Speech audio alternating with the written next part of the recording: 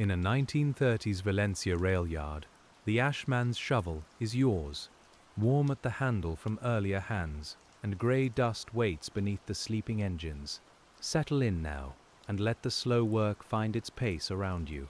We begin before the city has properly opened its eyes, when the tiled face of Estación del Norte still holds the last coolness of night, and the yard behind it smells of coal smoke, damp iron, orange peel, and old steam. You stand where the rails spread and cross behind Valencia's grand station, where passenger platforms, goods sidings, water columns, and locomotive roads all make a small working town of their own. The 1930s Valencia Railyard Ashmen doesn't start with noise, not really. You start with weight, the weight of a rake with a long iron tooth, the weight of yesterday's fires, cooled into clinker, ash and dull black lumps that sound softly against the boards of a barrow. The morning air is mild, as Valencia mornings often are, though the rails still carry a little night cold. Your boots find the packed cinder path beside the ash pit, where every step has a faint crunch under it. Somewhere beyond the station roof, a cart rolls over stones, and from the street side there is the first low murmur of people going toward work. Here, under the smell of soot and water, your day begins in a slower language. The engines come to you tired from their runs. Some have worked short turns toward nearby towns, and some have come in with the heavier memory of longer routes, bringing dust from inland plains and salt damp from the coast. Their fireboxes are no longer bright, only breathing a dull heat behind iron doors. You know to wait a little. You know which handle can be touched, and which one still keeps the fire's temper inside it. We stay with you beside the pit, because this is where the yard becomes honest. A railway can look grand from the front, with polished tile, ticket windows, and big clocks telling everyone where they must be, but behind that face there is ash. There is always ash. Every mile of steam leaves something behind, and your work is to make room for the next mile. You pull the fireman's rake toward you, and the first clinker breaks loose with a dry, glassy scrape. It is not soft ash yet. It is coal's leftover bone, fused and rough, sometimes purple-black, sometimes grey with a dull shine at the edge. It drops through the grate, or comes out in stubborn pieces, and you guide it down toward the pit with the patience of someone who knows that forcing the tool only makes the arms ache sooner. The sound is small and steady. Iron on iron. Ash falling. A hiss where a little water meets heat. The engine above you settles with little ticks, as if it too is loosening after work. You smell hot mineral dust, wet cinders, old grease, and the sour trace of smoke that clings to wool sleeves. It gets into everything, but not all at once. It arrives grain by grain, until your cuffs and fingers belong to the yard. By now your hands know the first rhythm. Loosen, draw, drop, dampen. Loosen, draw, drop, dampen. You don't hurry it, because a rushed ash pit becomes a choking place, and the dust rises too fast if the water is careless. So you sprinkle, not flood. You darken the surface until it stops lifting into your face, and the ash settles back down like tired flour. The railyard around Valencia has its own morning sounds, and you learn them the way other people learn birdsong. A coupling knocks somewhere down the siding. A handbrake squeals, then quiets. A porter calls out from near the vans, his voice softened by distance and steam. A water crane turns with a groan, and a tender takes its long drink, the water drumming inside like rain in a covered barrel. Your place is lower than most of this. The ashman's work keeps you near the ground, near the pit, near the grey edge of what the engine no longer needs. Yet there is a kind of calm dignity in that.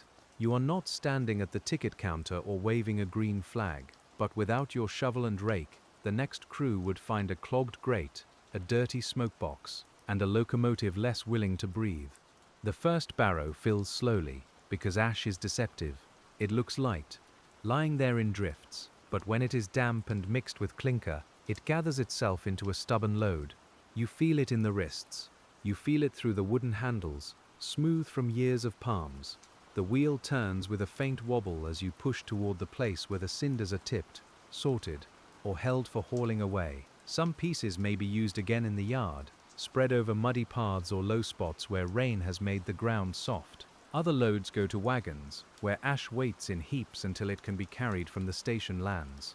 Nothing about this feels wasteful in the old way of railway work. Even what is left after fire has done its duty may still firm a path, fill a hollow, or keep boots out of mud after a winter shower. And as the first light strengthens over Valencia, the rail yard begins to ask more of you.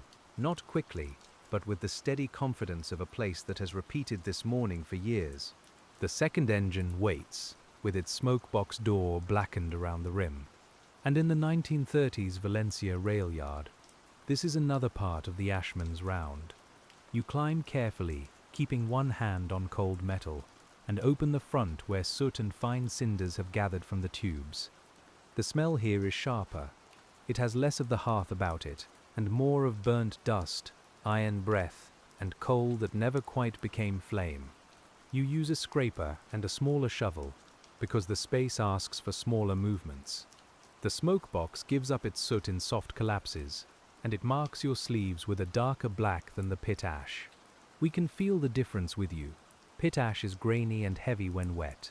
Smoke box soot is light, sly, and eager to float, so you keep your breathing slow and your face turned a little aside.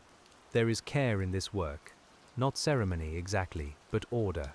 You clear the lower corners first, then draw the soot toward you, then let it fall into a bucket or tray.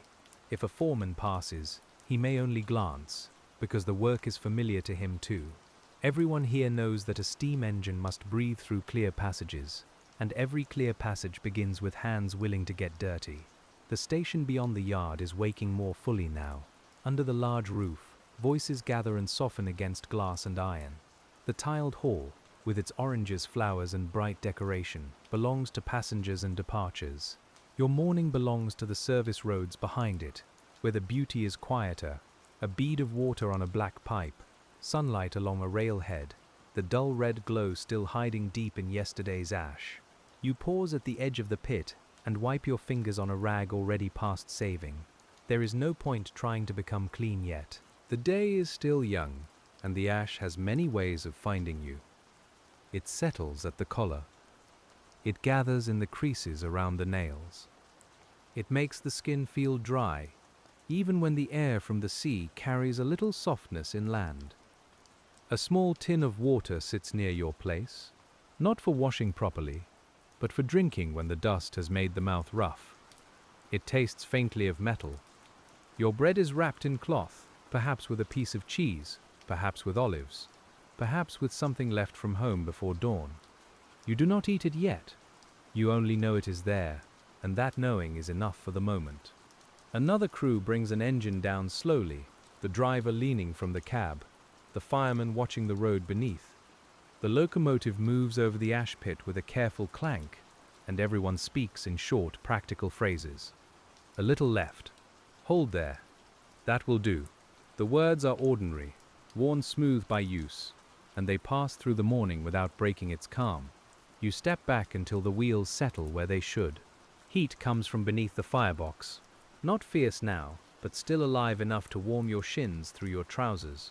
When the damp ash below receives the first loose fall from the grate, it gives a small sigh. You know that sound. You hear it many times in a day, and after a while it becomes part of how time passes. The rake goes in again, and your shoulders follow its pull. Long strokes are better than angry ones. You learn that early. The tool reaches where the arm cannot, and the clinker must be persuaded, not fought, because it locks itself in corners and breaks only when it is ready. Some pieces fall cleanly, others cling, and you change the angle by a little, feeling through the rod rather than seeing. This is how the rail yard teaches patience. It teaches it through handles, hooks, shovels, valves, and wheels. It teaches it through the knowledge that every engine will leave, return, cool, and need tending again. The Ashmen in 1930s Valencia works in that circle, and you are inside it now, close to the ground, close to the heat, close to the remains of motion. By mid-morning, the sun has reached the open parts of the yard, and the task changes its temperature before it changes its shape. By mid-morning, the sun has reached the open parts of the yard, and the task changes its temperature before it changes its shape. In the 1930s Valencia Railyard, The ashman's work is still the same old work, but the air feels different on your neck. The rails begin to shine, the station wall gives back a little warmth, and the damped ash no longer steams in the same pale way. It darkens, settles, and waits for the shovel. You push the barrow along the cinder path, listening to the wheel complain in its iron throat. The handles press into your palms with a familiar ache, the kind that doesn't ask for attention unless you give it none at all. Near the edge of the yard, where spent ash is gathered, the heap is already layered, like grey earth after many small weather changes. You tip the load, and it slides out with a soft rush and a heavier clatter beneath. The cinder heap has its own smell, less hot than the pit and more dusty, like rainless ground mixed with old smoke. When the breeze comes from the city, it brings bread, horses, oranges, and the faint salt thread of the sea. When it comes across the yard, it brings oil, coal, wet rope, and iron filings. You learn the wind that way, not from flags or vanes, but from what it carries into your mouth and sleeves. A yardman with a cap pulled low passes with a lantern even in daylight, because habits outlast the need for them. He nods, and you nod back, both of you saving words for places where words are useful. We can stay with that nod for a moment. It is part of the work too, a small signal between people who share the same ground, the same dust, and the same long day broken into tasks. The engines are never quite silent, even when they rest. One ticks as metal cools. Another lets out a soft breath at a valve. Somewhere a pump coughs, catches, and stops again. Beneath those sounds is the faint music of the yard. Couplings, footsteps, a broom against boards, the hollow thump of a coal sack dropped where it belongs. You hear it all without needing to listen closely. Your next job is to clear the edge of the pit, where the first loads have spilled. Ash never falls only where it is meant to fall. It drifts, scatters, cakes around sleepers, and gathers in corners beside rails. You take a broad shovel for this, not the long rake, and scrape the ground in steady half-moon motions. The metal lip finds stone, cinder, and sometimes a bright little chip of clinker that glints like black glass in the sun. In the 1930s Valencia Railyard, much of the ashman's day is this kind of returning. You clear the firebox, then the pit. You clear the pit, then the path. You clear the path, then the place where the barrow has tipped too roughly. The work repeats, but it doesn't feel empty, because each return makes the next movement easier for someone else, and sometimes for your own tired arms. You may not think of it in such large words as service or order. You may simply see that the wheelbarrow rolls better when the path is level. You may know that a driver curses less when his engine stands cleanly over the pit. You may feel, in a plain and unspoken way, that the whole yard breathes better when its leftovers are gathered and moved. That is enough for a morning. When the clock inside the station moves toward the busier hour, the yard shifts around you, and the ashman's work follows the engines as naturally as shadow follows sun. A locomotive brought in from a local turn waits with its tender half empty, and its crew steps down with faces marked by smoke and heat.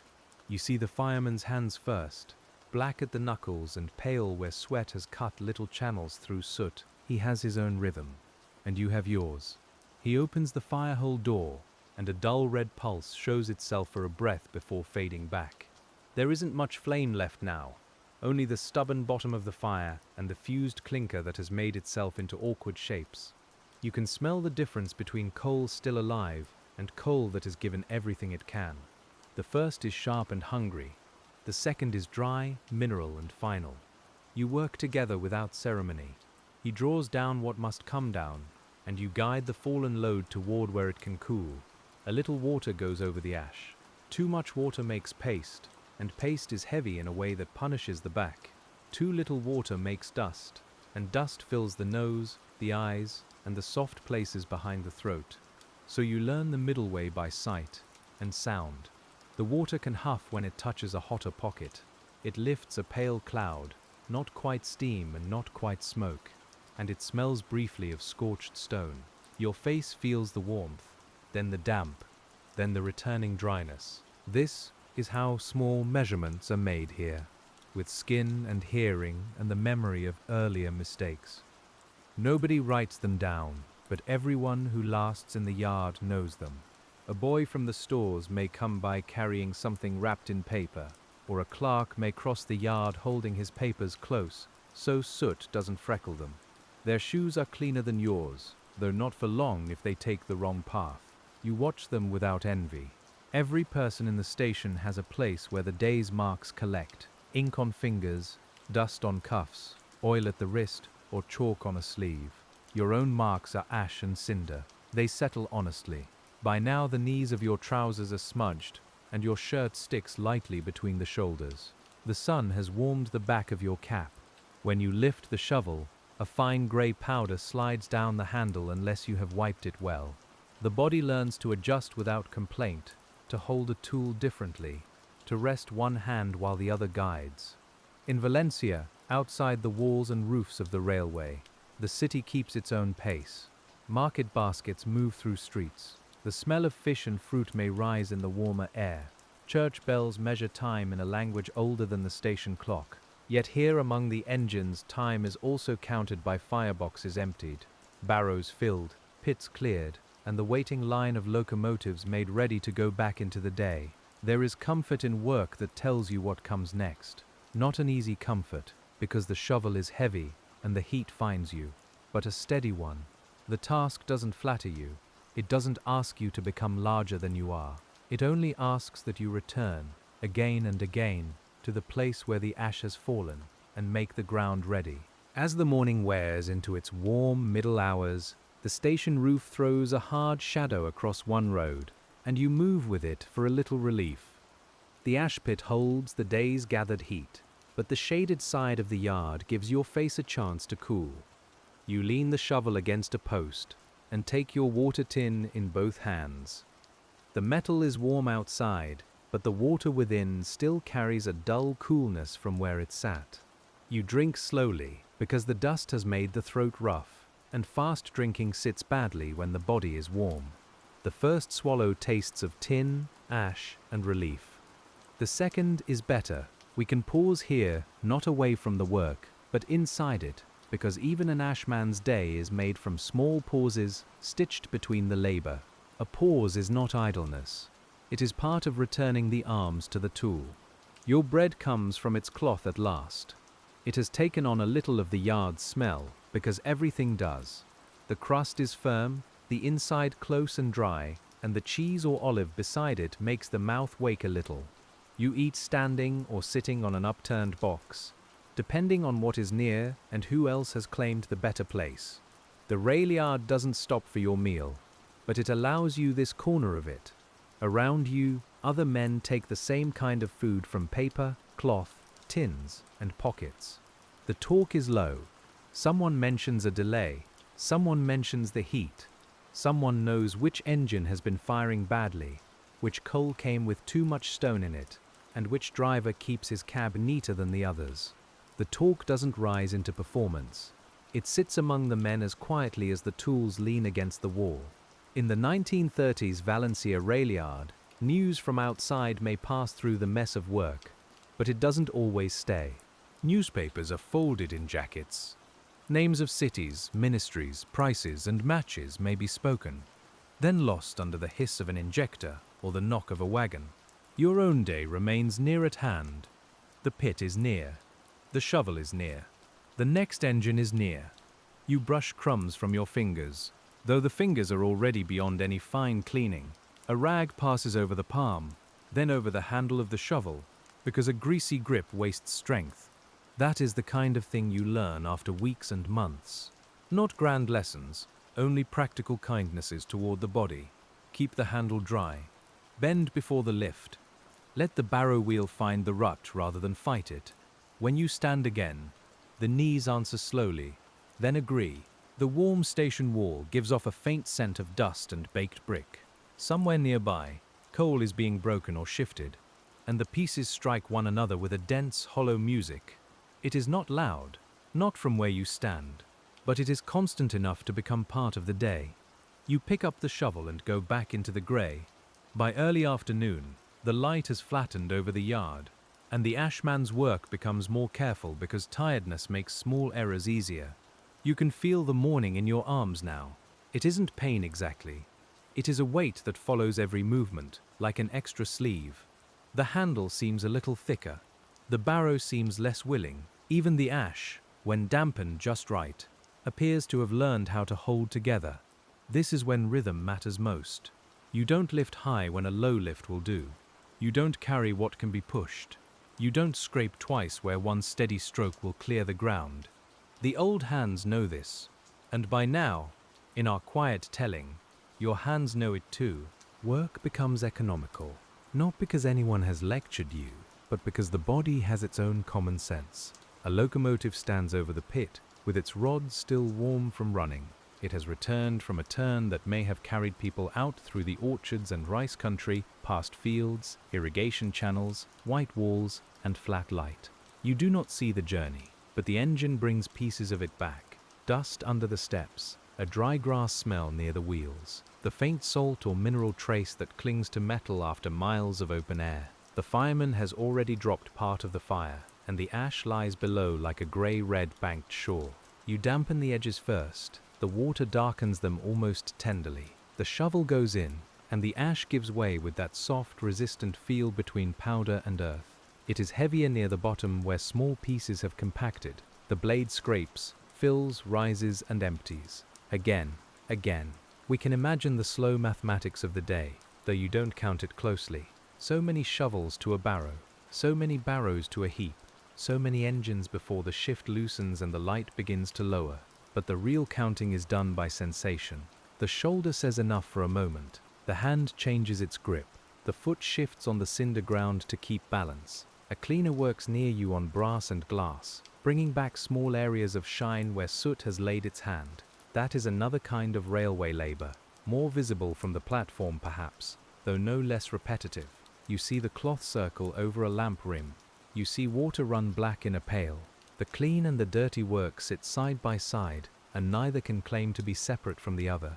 A station cat may cross the yard, keeping to the dry places and treating the railway as if it had been built for its private use. You notice it because the eye welcomes movement that isn't a wheel, a shovel, or a man's boot. It pauses near a stack of sleepers, considers you with calm suspicion, and disappears beneath a wagon. The day closes over that small visit, and you return to the ash.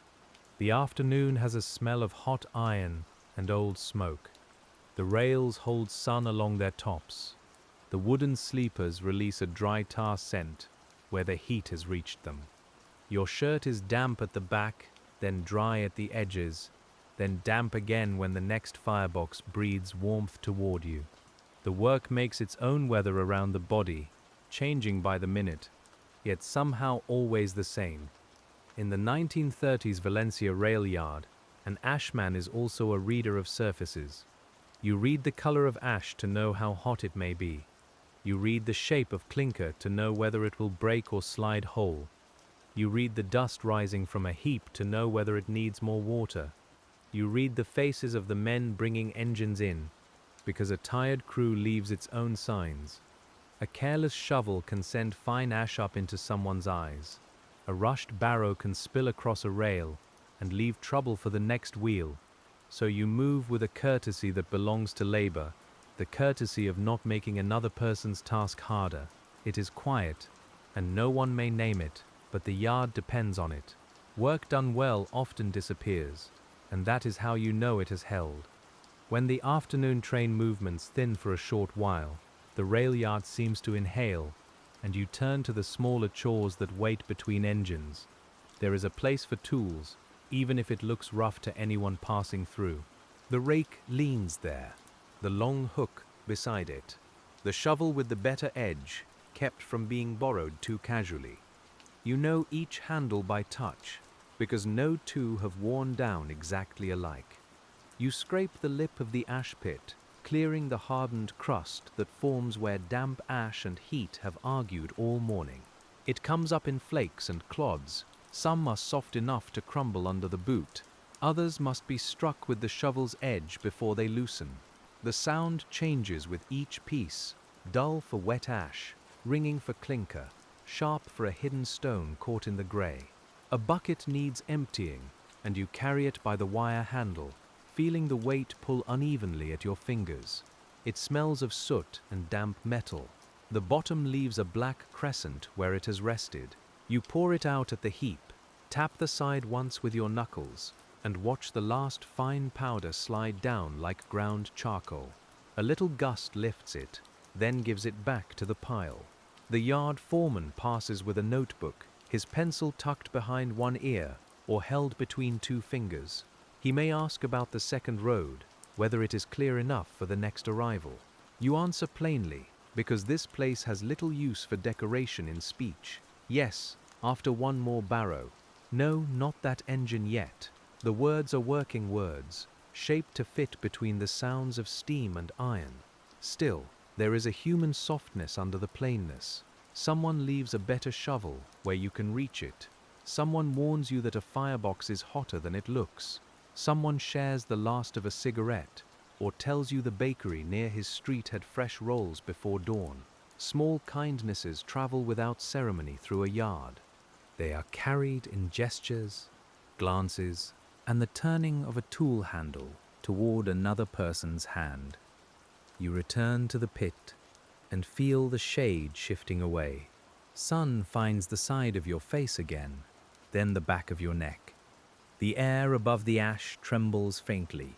You can hear a fly worry at the rim of a bucket, and beyond it the larger breath of the station. Doors opening, porters calling, the muffled roll of trunks on platform boards. The world beyond your work remains close, but not intrusive. We stay beside you as you work along the pit wall, because there is a slow satisfaction in edges made clear. A blocked drain channel opens again. A rail foot appears from under a crust of grey.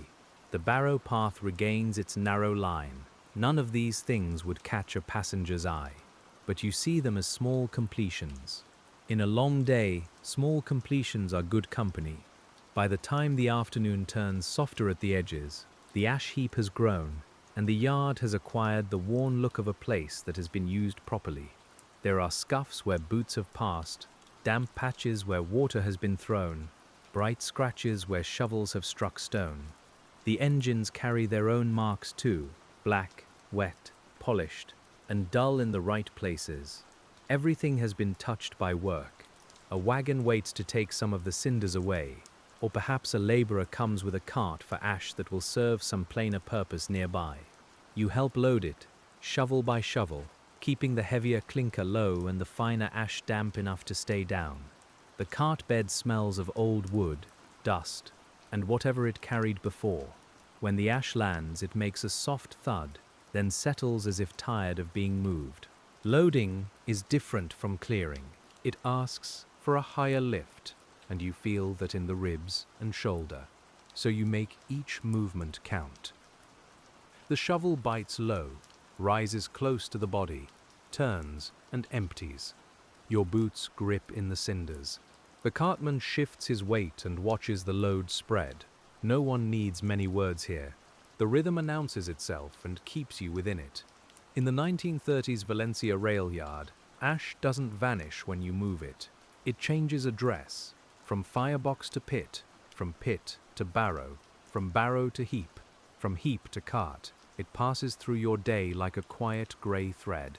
That is one of the truths of industrial work. Materials keep becoming other forms of themselves, and people spend their lives helping them move from one state to another. The ash began as coal brought from far away, perhaps handled by miners, loaders, weighers, shunters, and sailors before it reached the tender. It became heat under a boiler, pressure in a cylinder, motion in wheels, distance beneath passengers, and then this powder under your shovel. You don't have to think of the whole chain while you work, but it is there. The ordinary day contains more hands than any one person can see. A breeze moves through at last, slipping between wagons and under the bellies of the engines. It cools the sweat at your temples and lifts the smell of wet ash away for a few breaths. You straighten, not fully, just enough to let the back remember its proper length. The sky above the station has turned a paler blue. Dust softens the far edges of buildings. The hour has begun to lean toward evening, though the work isn't done. The next bridge in the day comes with the return of engines that must be readied for later service, and the Ashmen's round in Valencia gathers itself once more. Evening work starts before evening looks like evening. It begins with one more arrival, one more fire drawn down, one more pit made ready. The body may hope for ending, but the yard moves by timetables, not wishes, and so you answer the next call.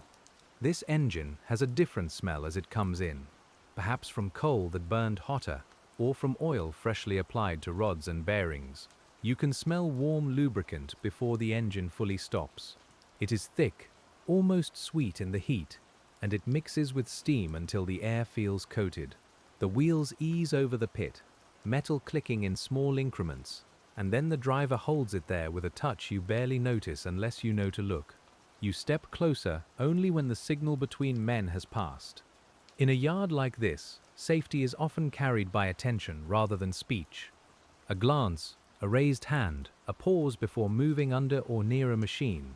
You know where wheels have been, where they may still move, and where your own feet must not linger. The routine is calm, but it is not careless. The grate drops its burden in stages, first fine ash, then clinkers, then a heavier piece that lands with a hard knock and breaks open into a brief red seam. You wait before wetting that one, a little too soon, and the water may spit back. The heat is not dramatic, only honest, and you give it the respect you give a kettle, a stove, or a pan just taken from the fire. Around you, the evening station gathers its passengers. Their voices come in waves through the open parts of the yard, softened by distance and roof. They may be going home, visiting family, carrying parcels, or starting a journey that feels large to them. You don't need to know. Your part in their movement is behind them, beneath them, before them in a way they rarely notice. Clean grates help steam rise. Clear pits help engines turn around. The quiet work remains under the visible journey. You pull the rake and feel the clinker resist. This one has fused across the bars in a shape like rough pottery. It takes patience. You change the angle, press, loosen, and hear the small giving crack. The piece falls, strikes the rest, and breaks into uneven plates. The sound is satisfying because it means the hidden obstruction is gone. Your hands receive that satisfaction before your thoughts name it. A younger worker may watch for a moment, learning more from the angle of your shoulders than from advice. If he asks, you tell him where to stand, when to dampen, and how to listen for the difference between loose ash and clinker wedged hard. You do not make a lecture of it. The yard itself will do most of the teaching. It has taught you through heat, dust, weight, and repetition, and it will teach him the same way. We can feel the day lengthening in your body now. The cap sits lower, the cuffs are stiff with dried sweat and soot. When you blink, the lashes feel gritty. Yet there is also a settled calm that comes when the hardest surprise has passed from the day. You know the remaining tasks. You know the tools. You know how the light will fade along the rails. The ash from this engine is darker, lumpier, and mixed with pieces that keep their heat longer.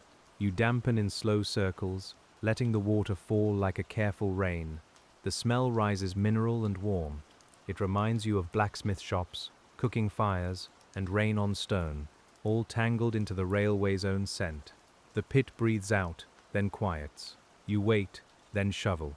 At the far side of the yard, someone sweeps a platform edge. The broom makes a hushed rasp that reaches you between louder sounds. A lamp is tested. A dog barks beyond the station boundary and is answered by nothing. The day has lost its sharp middle glare, and every object seems to have more outline now. Buckets, wheels, rails, posts, the curved side of a tender, your own hand closing around the shovel. In the 1930s Valencia Railyard, evening doesn't release the ashman all at once. It loosens the day by degrees. One engine leaves your care. Another is moved aside.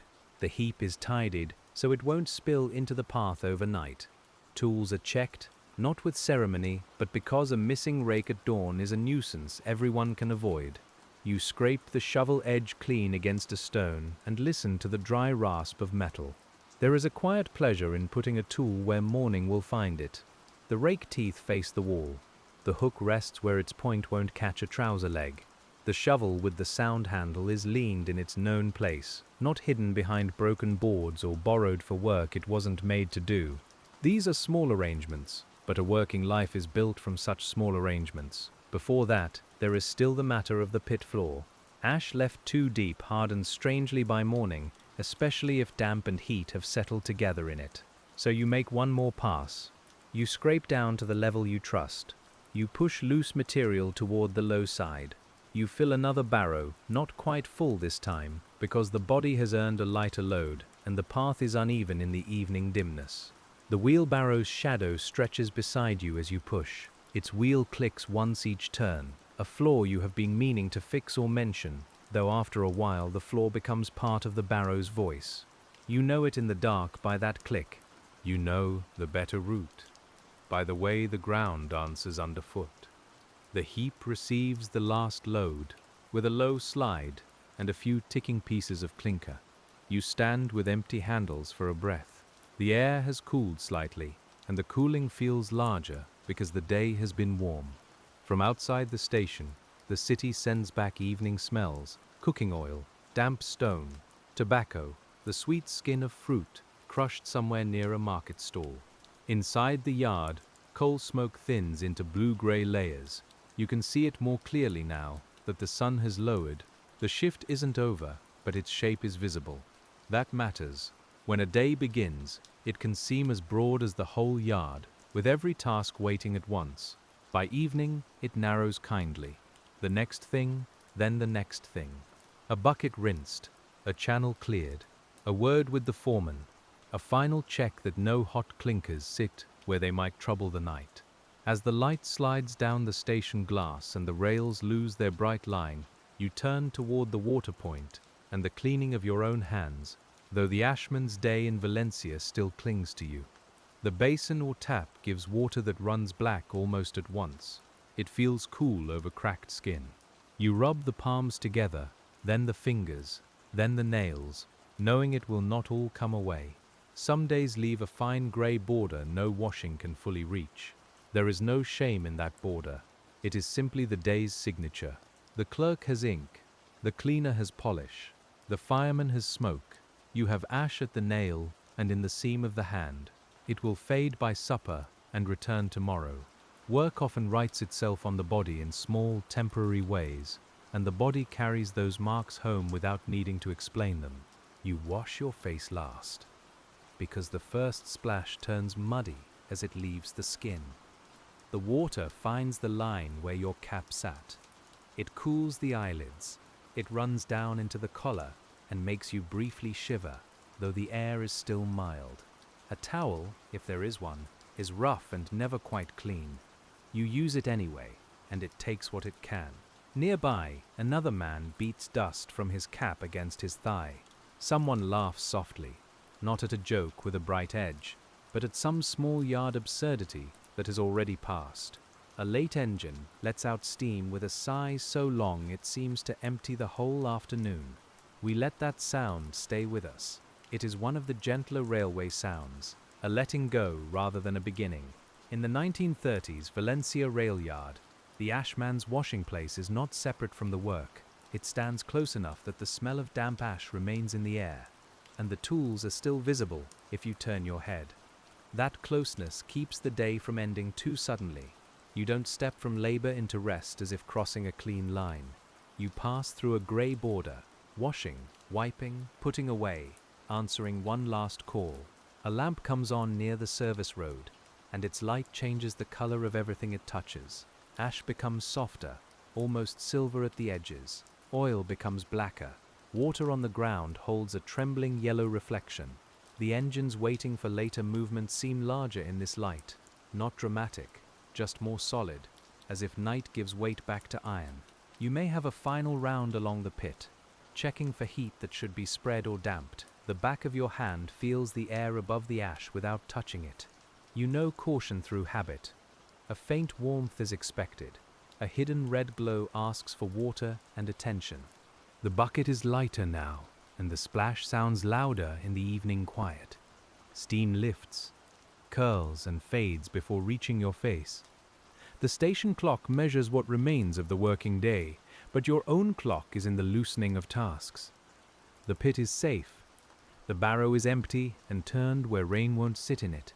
The shovel is cleaned well enough. The heap is shaped back from the path. The water bucket rests upside down. Each small fact sets down a little weight you have been carrying since dawn. Still, work has a way of offering one more thing: a small spill near the rail, a clod of clinker where a boot might turn, a tool borrowed and left against a wagon instead of the wall. You notice because the day has trained you to notice. You put it right because putting it right takes less trouble now than forgetting it will cost tomorrow. This is another quiet wisdom of repetitive work.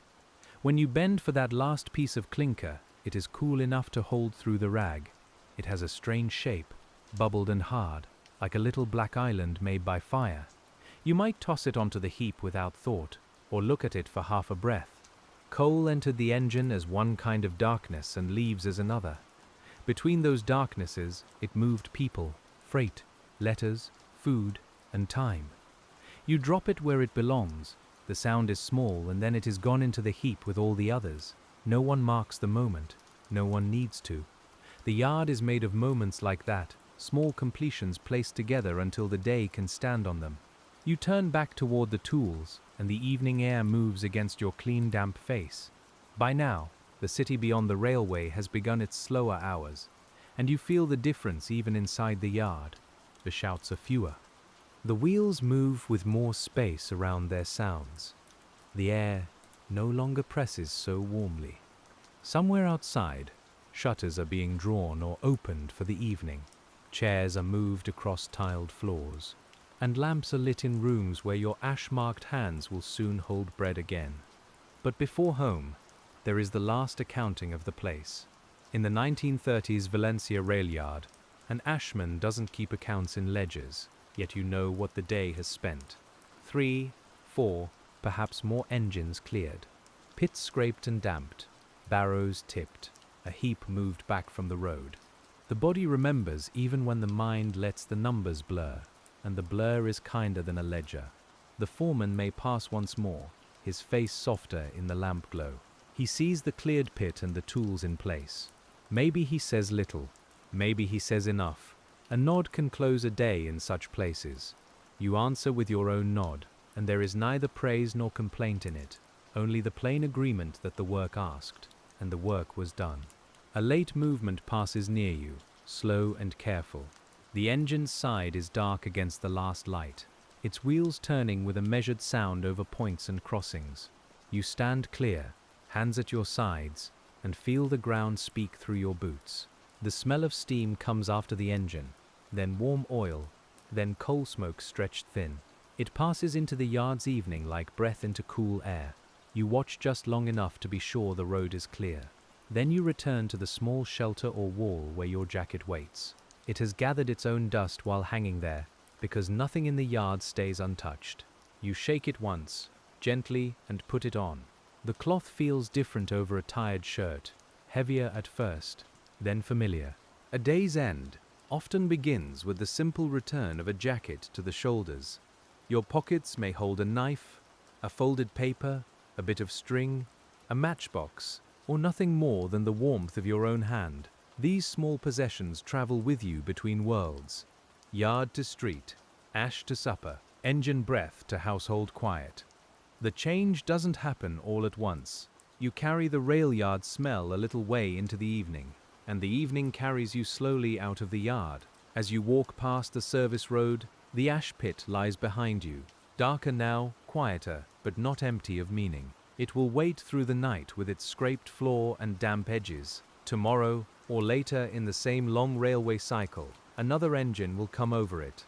Another fire will fall, another hand will take the rake. The work continues, but your part in this stretch of it has softened. The station building glows in places, lamps behind patterned glass, light catching glazed tile and polished edges where passengers see beauty first. You see that beauty too, but you also see the back of it. You know where the ash goes. You know where water spills. You know which path stays firm after rain because cinders were spread there in a past week by hands like yours. Your Valencia is a railway Valencia of surfaces, weights, and smells. We linger with you a little longer in that knowledge, because it is the heart of the Ashman's day. To work behind the grand face of travel is not to be outside the story, it is to hold one of its quieter pages. The passenger may remember the clock, the platform, the window seat, the orange trees beyond the city. You remember the firebox cooled enough to clear, the shovel finding its angle, the pit left safe for night.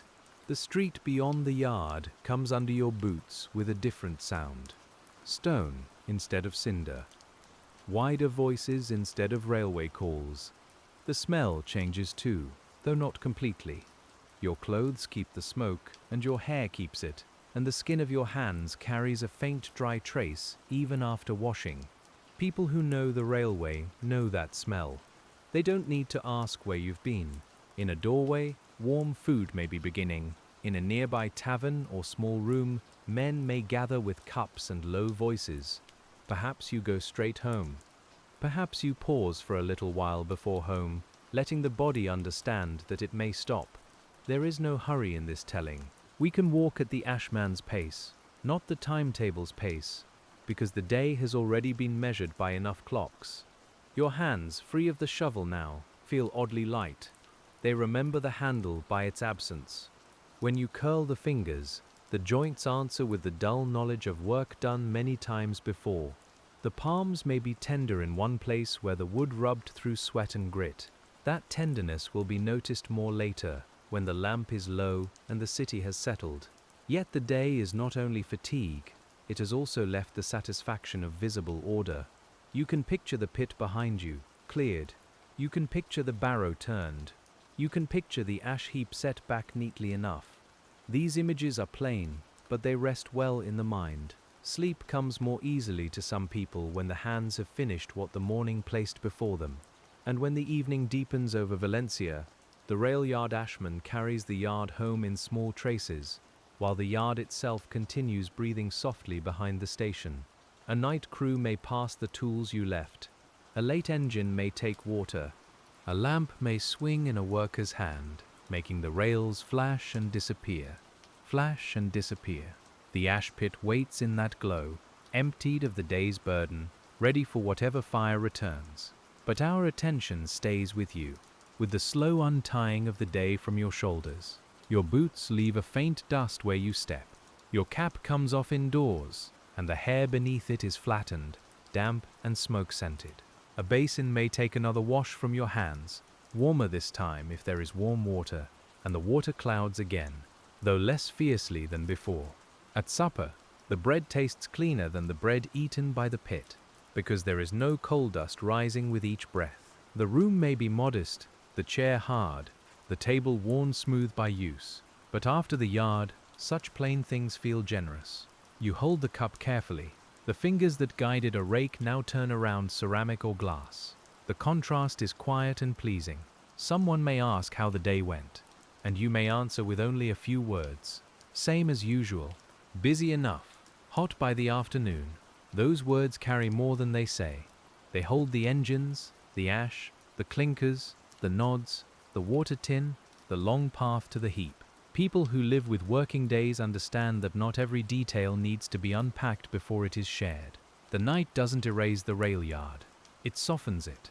In memory, the harshest dust settles first, and what remains is rhythm. Shovel, barrow, water, rake.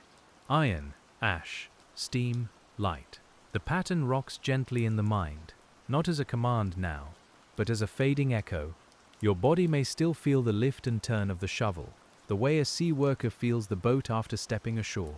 We can let that echo continue without forcing it anywhere. The 1930s Valencia Railyard is behind you now in distance, yet near in the small grey crescents under the nails and the tired ease in the arms. Tomorrow will have its own engines. Tonight has only the after-sound of them. A valve sighs somewhere in memory. A wheelbarrow clicks once along a cinder path. The ash settles. When morning comes again, as it always does in a railway town, the yard will gather itself before the city fully wakes. But for now, we remain in the quieter edge of night, where even the thought of work becomes slow. The tools rest in their places. The pit holds only a faint warmth. The station clock moves with patient hands, and nothing in the room asks you to lift, scrape, rake, or carry. Only the faint memory of the yard remains in your hands, a dry trace that ordinary washing never quite persuades away at once. You sit with that trace as the room grows dimmer, and the day's sounds become softer inside you. The clang of couplings loses its edge. The scrape of the shovel becomes almost like a broom on a kitchen floor. Even the steam that seems so large in the yard becomes only a long breath, passing gently through the dark. By the time sleep comes, the 1930s Valencia Railyard has folded itself into small images. The ash heap in lamplight, the pit cooling, the barrow resting on its handles. You do not arrange these images, they come and go on their own. Because a working day has a way of continuing for a little while after the body has stopped. Your arms remember, your back remembers. Then even those memories loosen, and the room becomes the larger quiet. Before dawn returns, the yard is already waiting under a low cover of darkness and city air. It doesn't feel empty, because railway places rarely feel empty, even when almost no one is moving through them. Rails hold the memory of wheels. Water columns stand with their long necks still. Engines in the shed keep a little stored warmth in their iron. Ash in the pit and heap keeps the nights cool on its surface, grey and patient. When you come back to the rail yard, the first step from street to cinder path tells you where you are. Stone gives way to grit. The smell of cooking fires gives way to coal smoke, oil, damp ballast, and the faint sourness of yesterday's ash. The morning is not bright yet. It is a blue hour, with lamps still useful, and your breath feels cooler than it did the evening before. Your tools wait where they were left, and this is one of the small comforts of the Ashmen's work in Valencia. The rake leans in its corner. The shovel is where your hand expects it. The barrow stands with its wheel angled slightly, as if it had paused mid-thought. You lift the shovel first, feeling for damp on the handle, checking the edge with your thumb, and letting the body enter the day through touch. The first engine is not yet over the pit, so you have time to prepare the ground. You sweep loose cinder back from the rail, where a foot or flange might catch it. You clear the barrow path enough that the wheel will not start the day in a rut. You test the bucket, half filled from the water point, and listen to the water slap softly inside. These small beginnings keep the larger work from snarling later. We move with you slowly here, because preparation is part of how the day is used. The ashman doesn't simply wait for ash to fall. You make the place ready to receive it. You check where yesterday's damp patches have dried hard. You loosen a crust near the pit wall. You notice where soot has settled on a ledge, and where the wind has moved fine dust into a corner near the sleepers. The rail yard begins to wake in layers. A lamp swings near the shed door. Boots pass over boards. Someone coughs, then spits away from the path. A voice calls a name, not loudly, just enough to find the right man in the dimness. The first steam of the day appears as a pale cloth above a boiler, catching the lamp glow and thinning as it rises. In the 1930s Valencia Railyard, the ashman learns that every morning has its own texture, even when the work is repeated. A damp morning makes the dust lie down but makes the barrow heavier. A dry morning keeps the path easier but fills the nose faster. A cool morning gives comfort at first, then makes the engine heat feel stronger when you step beside the firebox. You dress by habit, but the air tells you what kind of day is coming. The first locomotive arrives with a slow roll that makes the ground speak under your boots. It has worked through the night or before the dawn, and its fire is tired but still alive in hidden corners. The driver brings it over the pit with careful small movements. The fireman looks down, sees your raised hand, and settles his own posture into the old routine. No one is rushing, the work has been done before, and that knowledge steadies everyone. When the fire is dropped, it comes in a dull red scatter, then a heavier fall, then a quiet crumble of grey. You feel the heat on your shins before you see all of it. The bucket waits. The rake waits. You wait too, for the first sharp breath of heat to pass into something workable. A little steam lifts where yesterday's dampness meets this morning's coal.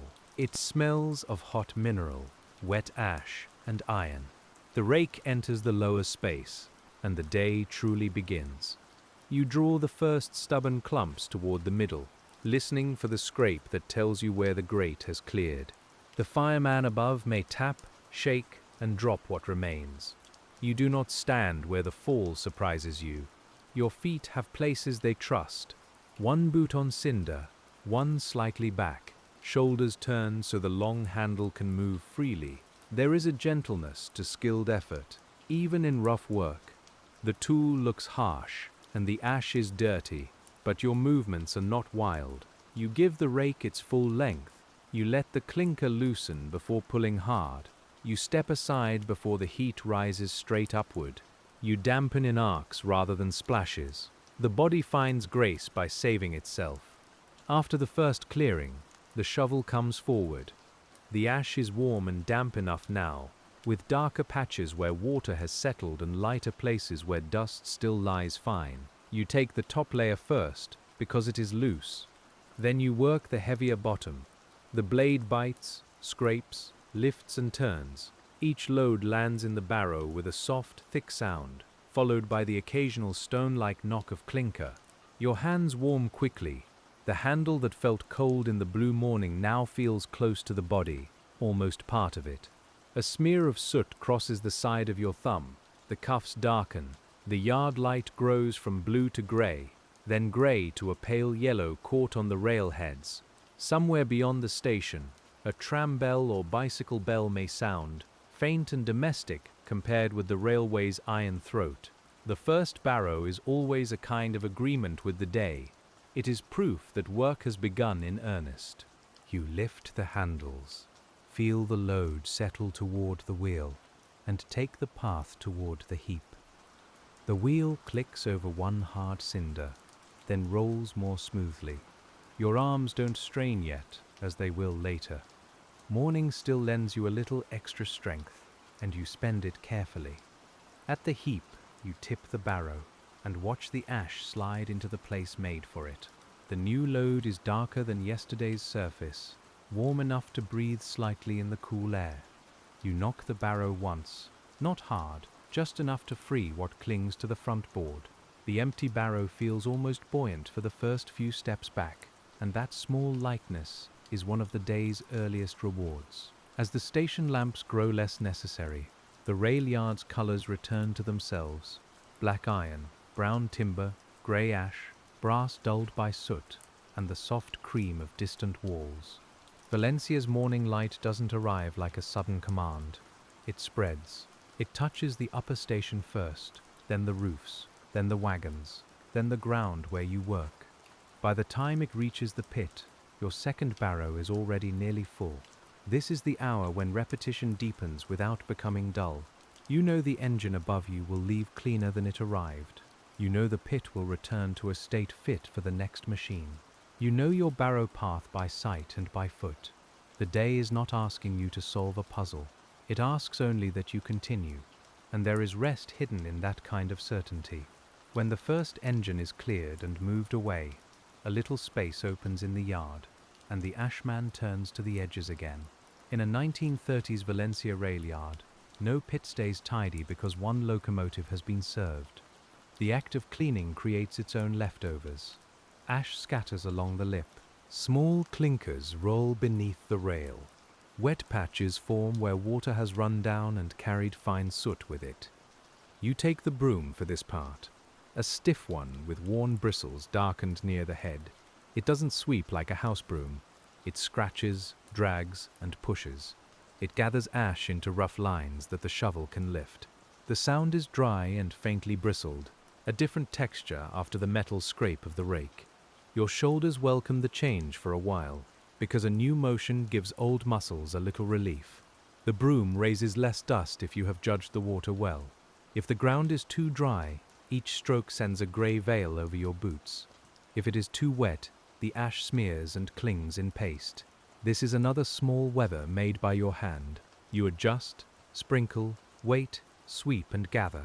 The pit edge becomes visible again, and the sleepers stand clear enough for the next movement. A cleaner comes past with a pail of dark water, and you make room without speaking. He is working toward shine, while you are working toward clearance, but both of you are reducing yesterday's journey from the engine's surfaces. His cloth moves over metal. Your broom moves over ground. Both sounds belong together. We can hear them side by side. Soft rub, dry scrape, soft rub, dry scrape, under the larger breathing of steam. The yard's social life stays practical, but it is never absent. A man asks whether you saw a particular engine come in during the early dark. Another wonders if the water pressure is poor at the column. Someone says the coal delivered last week breaks badly. These comments are not speeches. They pass like tools from hand to hand, useful for a moment, then set down. You answer when the answer is yours to give. By the next arrival, the sun has reached the upper windows and begun to warm the soot-stained brick near the shed. The Valencia Railyard Ashmen stands ready beside the pit. Not heroic, not ornamental, simply present. Your cap shades your eyes. Your sleeves are rolled just enough to keep the cuffs from catching. You have already taken the measure of the morning, and the morning has taken the measure of you. The second engine comes in with a deeper smell of smoke, perhaps because it has worked harder or burned poorer coal. Its firebox breathes a thicker heat. When the door opens, the glow inside has a sullen depth, and the fireman waits longer before dropping the larger pieces. You stand back, feeling heat along the front of your trousers and a dry sting at the cheeks. Even ordinary warmth can command patience. The clinker from this engine is sharp-edged and stubborn. It falls in hard plates, some fused like broken crockery, some bubbled and light for their size. You know by the sound when a piece is still too hot to move closely. A high crackle means wait. A dull knock means it may be ready. Your ears do part of your work, and the rest of the body trusts them. You dampen only the far edge first, then the side nearest the barrow, leaving the hottest center to settle a little longer. Steam rises in low twisting ropes and carries the smell into your face. It is bitter, earthy, and metallic. You blink once, slowly, and turn your head. The bucket handle creaks. Water slides from the lip and darkens the ash without drowning it. This is not a show of force, only a measured cooling. There is something nearly domestic in tending heat after its main work is done. A household stove leaves ash too. A baker's oven must be swept. A blacksmith clears the hearth. Your railyard version is larger, dirtier, and surrounded by wheels, but the principle is familiar. Fire gives warmth and power, then asks someone to carry away what it no longer needs. Today, that someone is you. The shovel fills differently with clinker than with fine ash. It doesn't settle smoothly. It rocks, shifts, and threatens to spill if the blade turns too soon. You learn to lift with a flatter angle, to bring the load close, to empty it decisively. The barrow grows lumpy. Its wheel complains more under hard pieces than under powder. When you push it, each clinker finds its own place with small knocks and settles there. On the way to the heap, you pass near a stack of timber sleepers, dark with creosote, and the smell comes up thick in the warming air. Tar, smoke, wet iron, and citrus from some distant peel all fold together for a moment. The mixture is pure railway Valencia, not the face shown on postcards, but a working scent no less true. You breathe shallowly and keep walking. At the heap, the lumpy load spills with a rough clatter. The new clinkers tumble farther than the ash and must be kicked or shoveled back before they scatter into the path. You use the side of your boot for one, the shovel for another, and the barrow board for the rest. This tidying at the edge seems endless because edges are where work always tries to escape its boundaries. As the morning broadens, the station's passenger life presses nearer, though you remain behind its public face. You may hear a child asking a question too loudly, a porter answering with practiced patience, a woman's heels striking a clean surface far from your cinder path. The sound reminds you that your day is attached to many other days. People move because the engines move, and the engines move because countless small tasks have been done. The ashman is rarely the figure anyone imagines when thinking of travel. They picture the driver, perhaps the guard, perhaps the ticket clerk behind glass. Yet your hands are in the journey too, as surely as the hands that throw a switch or trim a lamp. Every clear grate is a little promise kept to a departure board. Every cleared pit is room made for returning. We don't need to make the thought grand. It can remain small and warm, like a coin in the pocket. You know the work matters because the yard behaves better when it is done. You know it matters because the men around you ask for it, depend on it, and notice when it is neglected. That is enough. Most useful labor lives at that scale, close to the hand, close to the next task. Towards the later morning, you are sent to help with ash that has gathered beneath a road used by several engines in succession. The pit there is deeper in places and awkward along one side, where the shovel catches if you strike at the wrong angle. You bring the longer rake, the one with the handle worn pale where many hands have turned it. Its weight is known, but not light. It asks for both arms. You stand at the side and draw the ash out in long channels, careful not to send too much into the air. The heat from below is less now, because the first falls have cooled, but pockets remain. You test with the rake, not the hand. The tool finds one hot hollow and sends up a faint red glimmer under the grey crust. You dampen it and wait, listening to the hiss soften into silence. This waiting is part of the day, and it has its own use. While the hot pocket cools, you scrape another edge. You shift the barrow closer. You exchange a few words with the man at the water point. The work never truly stops. It braids one task around another, so that waiting for heat, water, space, or movement becomes another kind of movement itself. The longer rake pulls through the ash, with a feeling like dragging a heavy comb through wet sand. You feel the resistance up both arms. Your boots press harder into the ground. A little ash spills over the edge, and you bring it back with the shovel. The pit is becoming cleaner, not all at once, but by repeated persuasion. A clear strip appears, then another, then the darker floor beneath. A lunch bell is not always needed in a yard, because hunger becomes its own bell.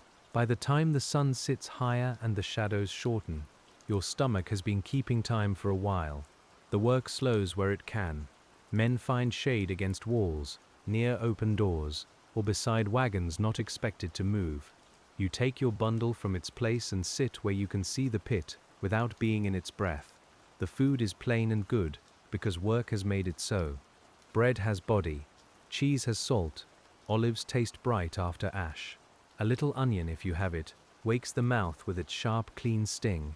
You eat slowly, not from manners, but because the body asks for a slower pace after the morning's lifting. Dust has dried the lips, and the first sip of water feels like a cool cloth inside the throat. Around you, the railyard settles into a mealtime murmur. Tools lie on their sides. A broom rests against a wall, bristles spread. The barrow stands half in sun, half in shade, its metal wheels still warm from the path. The engines nearby tick and sigh as they cool. Their presence is large even at rest, and you eat beside them as one might eat beside sleeping animals of iron and steam. In the 1930s, VALENCIA Railyard, food carries home into the workplace. A cloth from a kitchen, bread cut before dawn, a cup borrowed, dented, and returned. Perhaps a fig in season, perhaps a strip of sausage, perhaps only bread and water when the week is thin. Whatever you bring it into the same air as coal smoke, and after a while, even lunch belongs to the yard's mixture of smells. Men speak more during this pause, but still without hurry. One remembers a time when ash froze hard in another town's winter, though here the cold is different and less fierce. Another complains mildly about a barrow wheel that should have been replaced months ago. Someone names a driver by his habits, the one who keeps his cab tidy, the one who leaves too much scattered, the one who speaks to everyone as if every man has all day. You listen, answer sometimes, and let other talk pass over you. The shade feels good against your back. The ground is hard, yet sitting still makes it acceptable. The hands, without a tool, begin to pulse softly where the handle has pressed them. You rub one palm with the thumb of the other, feeling the raised places that will be more tender tonight. Then you fold the cloth again and stand. The afternoon work begins without a sharp line. One man rises. Another finishes his water. A foreman crosses the yard. An engine needs attention, and the pause closes around itself. You return to the pit with the peculiar heaviness that follows sitting too briefly. When the body has tasted rest, but not yet had enough of it. After a few minutes, movement smooths that heaviness out, and the rhythm comes back. This engine has been standing long enough that the ash is safe but compacted. It has settled into itself, dense and chalky at the top, heavier below. You break it with the shovel edge, then use the rake to loosen what lies near the corners. The sound is softer than morning clinker, less fiery, more earthy. It reminds you of breaking dry soil after rain, except every breath carries the ghost of coal. You fill the barrow in measured loads. Not too high, a proud heap looks efficient for only a moment, until it spills along the path and has to be gathered again. You know better. The best load is one that arrives where it is meant to arrive. So you shape it with the shovel back, knock down the loose ridge, and lift the handles into the familiar balance. The path to the heap is rutted by now, and the wheel knows where it wants to go. Sometimes you let it, sometimes you steer away from a wet patch or a clinker that would jolt the wrists. Your boots find ground beside the rut. The afternoon sun sits on your shoulders. The smell of creosote from the sleepers is stronger now, and the air above the rails shimmers slightly. At the heap, flies have found the damp places, and you wave them off without much interest. Ash slides, clinker knocks. The heap grows. You are not building it so much as keeping it from spreading. A heap has edges, and edges must be maintained. You shovel stray pieces back, tamp one side with the flat of the blade, and make sure the path remains plain enough for a tired man later. This is how the day uses your attention, not by demanding constant thought, but by asking for small noticing. A stone in the path, a hot patch under a grey crust, a tool left where a wheel might catch it, a bucket too low to be useful, a handle beginning to split. Each thing is modest. Together they make the difference between a yard that flows and a yard that nags at everyone. As afternoon moves on, the light through the yard turns thicker, and the 1930s VALENCIA Railyard Ashmen takes up the smokebox work again. You climb carefully to the front of a locomotive whose face is dark with the work of drawing fire through tubes. The round door opens with a stiff reluctance, and a smell of dry soot comes out immediately. It is different from pit ash, finer, darker, more willing to float. You use a small scraper and keep your movements calm. The soot lies in corners and along the bottom, soft as black flour in places, gritty in others where cinders have gathered. When the tool touches metal, the sound is close and hollow inside the opened front. You scrape toward the lip, collect, and lower the soot down into a pail. Your breathing stays shallow. The eyes learn not to blink too fast. A smear of black marks your forearm where you lean too close. It is so dark it almost shines. The pail grows heavier, though the material looks too light to have weight. Soot deceives in that way. It floats when loose, clings when damp, and packs down when gathered. You tap the scraper lightly against the pail rim, and the sound rings once, clear and small, under the wider yard noise. From this higher place you see the yard differently. Rails make their branching lines. Men become movements around tasks. A wagon's roof holds dust. The station beyond shows a brighter face than the service side, with its ornament and order. You look only for a moment, because the work is inside the smoke box, and the soot is waiting there with quiet patience. Still, the glimpse changes the body for a breath. You climb down with the pail, and carry it to where it can be emptied. Fine soot asks for extra care. It can blacken a clean wall from a careless shake. It can rise into a face and stay there. You tip low, close to the heap or bin, letting it slide rather than fall. A little puff escapes anyway and touches your sleeve. The sleeve, already dark, accepts it without protest. The smokebox work leaves the hands blacker than the pit, as if the color has more depth. When you rub thumb against finger, the soot feels soft before it feels gritty. It settles into lines in the skin. You wipe the worst of it on a rag, and know the rag is losing whatever color it once had. This is another part of the Ashman's appearance, the day's map written in greys and blacks. A driver comes by and says the front draws better when it is kept clean, and perhaps you answer that it ought to, after what came out of it. There may be a small smile in that, quiet enough not to disturb the day. Railway humor in such places doesn't need sharpness. It lives in understatement, in the shared recognition that machines are always asking people to crawl, scrape, lift, and wipe in order to appear effortless from the platform. The next task is not heavy, but it is fussy. A drain beside the ash pit has gathered fine muck, and if left, it will turn every thrown bucket into a puddle underfoot. You kneel, or bend with a short tool, and pull the sludge free. It smells of wet soot, rust, and old water. The texture is unpleasant, but ordinary. You have known worse from coal dust and stagnant rain beneath wagons.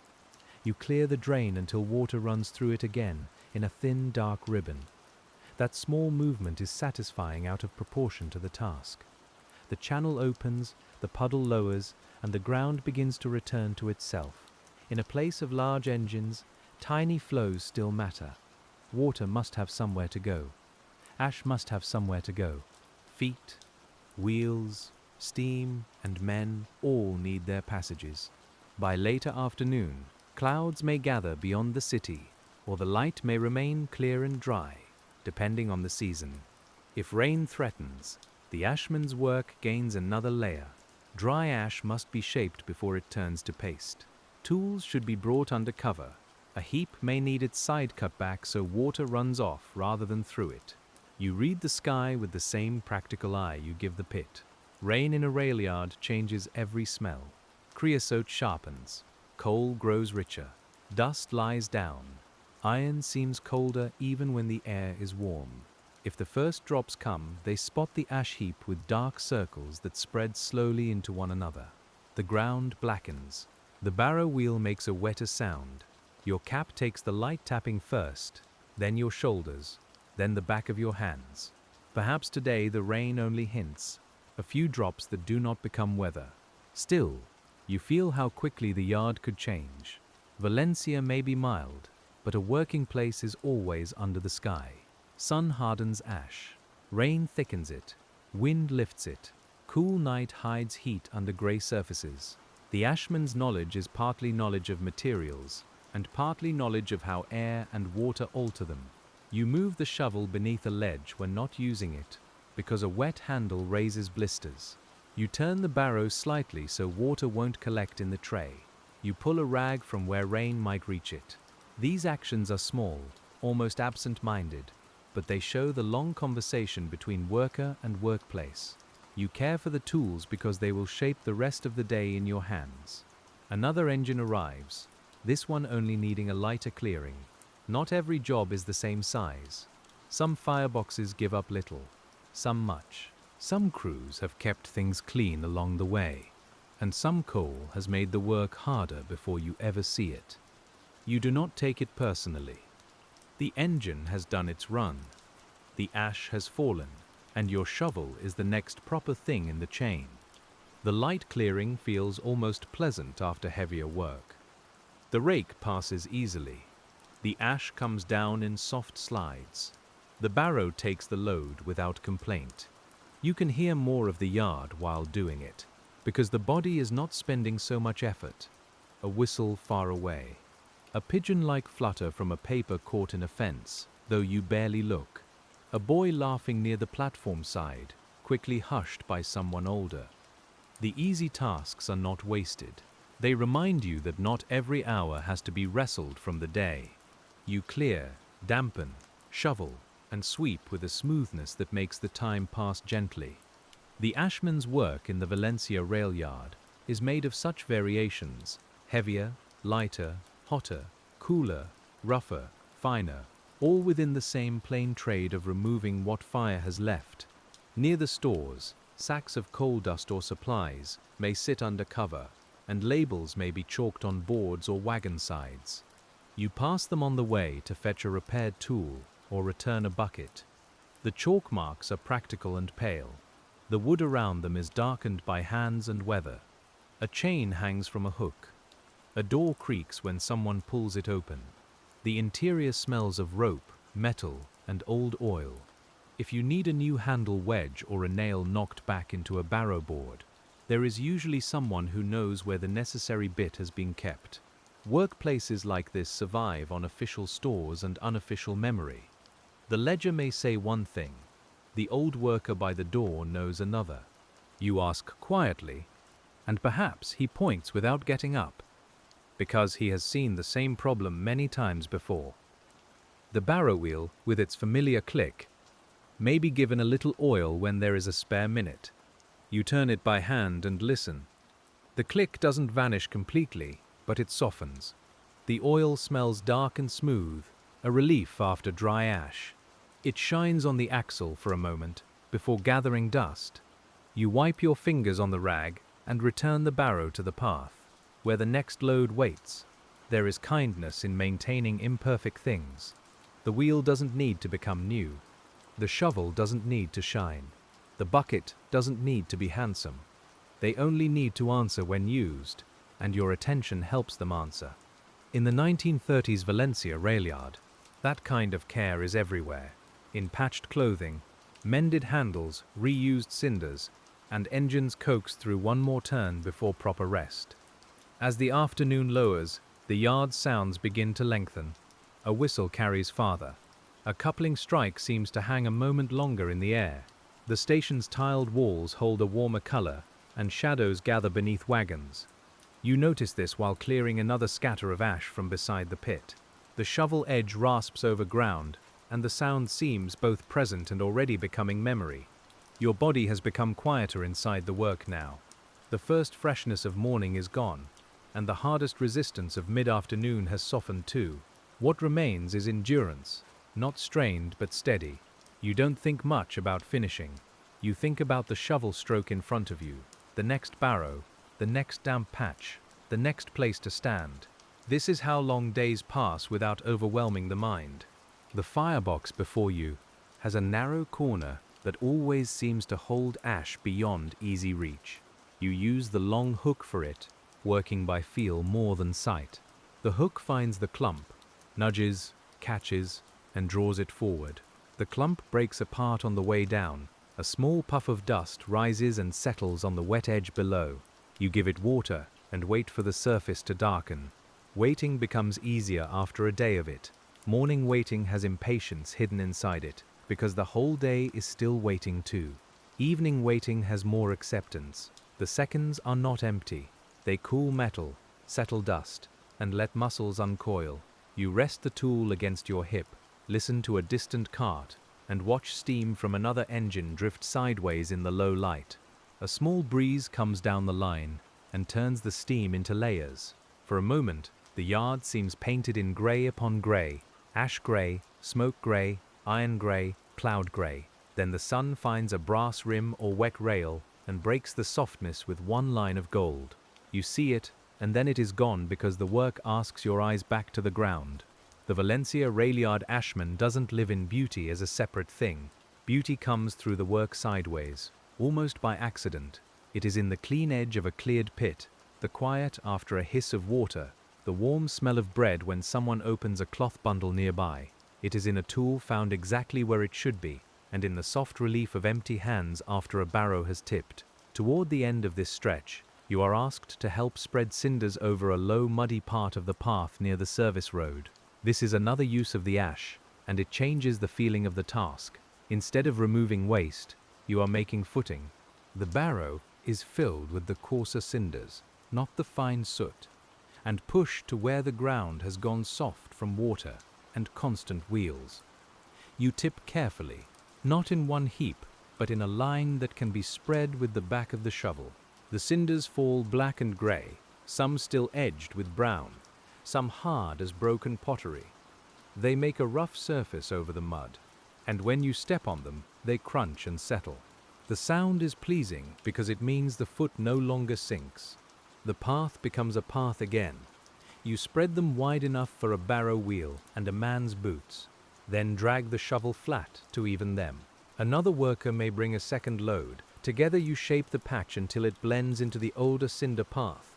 This is one of those small improvements that no passenger will ever know, but tomorrow, when someone pushes a heavy load through after rain, his shoulders will know it. In a working yard, Comfort is often practical before it is soft. A dry path is comfort. A clear drain is comfort. A handle without splinters is comfort. Shade at the right hour is comfort. A tool returned to its place is comfort. You learn to recognize these comforts because they directly change the shape of effort, and a long day is made livable by such small mercies. The cinder path darkens under your work, fresh pieces sharper than the older crushed surface around them. You tamp lightly, then step back. The low patch no longer glistens with mud, it holds. Your boots test it, and the ground answers well enough. That answer pleases you in the quiet way a sound joint pleases a carpenter, or a clean seam pleases a tailor. The work has met its use. As evening begins to gather again, the rail yard returns to the cycle of arriving engines and cooling fires, and the ashman's day turns back toward the pit. The next locomotive stands waiting, its outlines softened by steam and slant light. You can see the fireman's silhouette in the cab, then the pale oval of his face when he turns. He raises a hand. You raise yours. The engine settles over the ash pit with a tired metallic sigh. The firebox door opens, and the inside glow is dimmer than it would have been earlier, yet still enough to color the ash beneath it.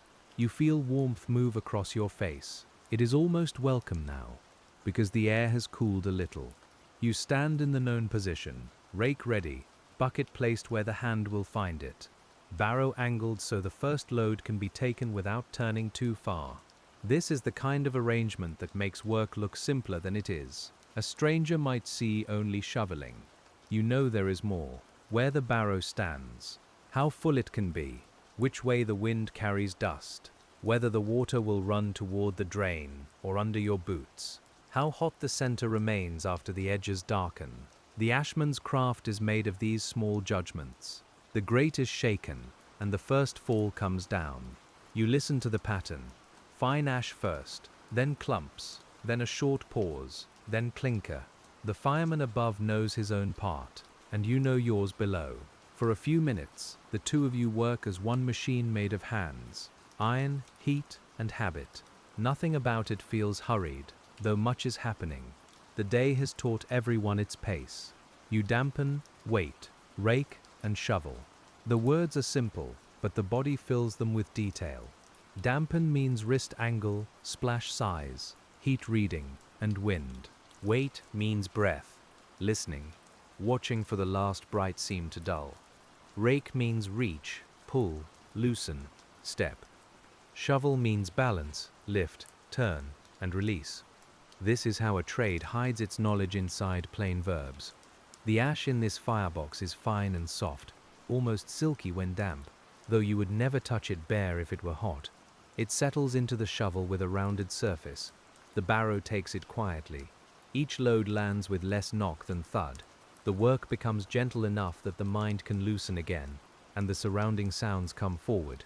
A bell, a valve, a broom, distant conversation, water running somewhere out of sight. You think perhaps of nothing in particular. That is one of the gifts of repetitive labor when it is familiar and not too pressed. The hands remain attentive, the feet know the safe places, and the mind is allowed to drift lightly above the task.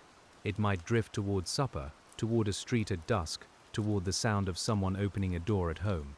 Then the shovel bites a heavier patch, and you return fully to the pit. The heavier patch is clinker hidden under soft ash. You change tools. The rake goes in low, catches the edge, and draws out a fused piece shaped like a broken bowl. It resists, then comes free. A dull red line shows along one crack. You let it sit. The bucket waits. A minute passes with the yard moving around you.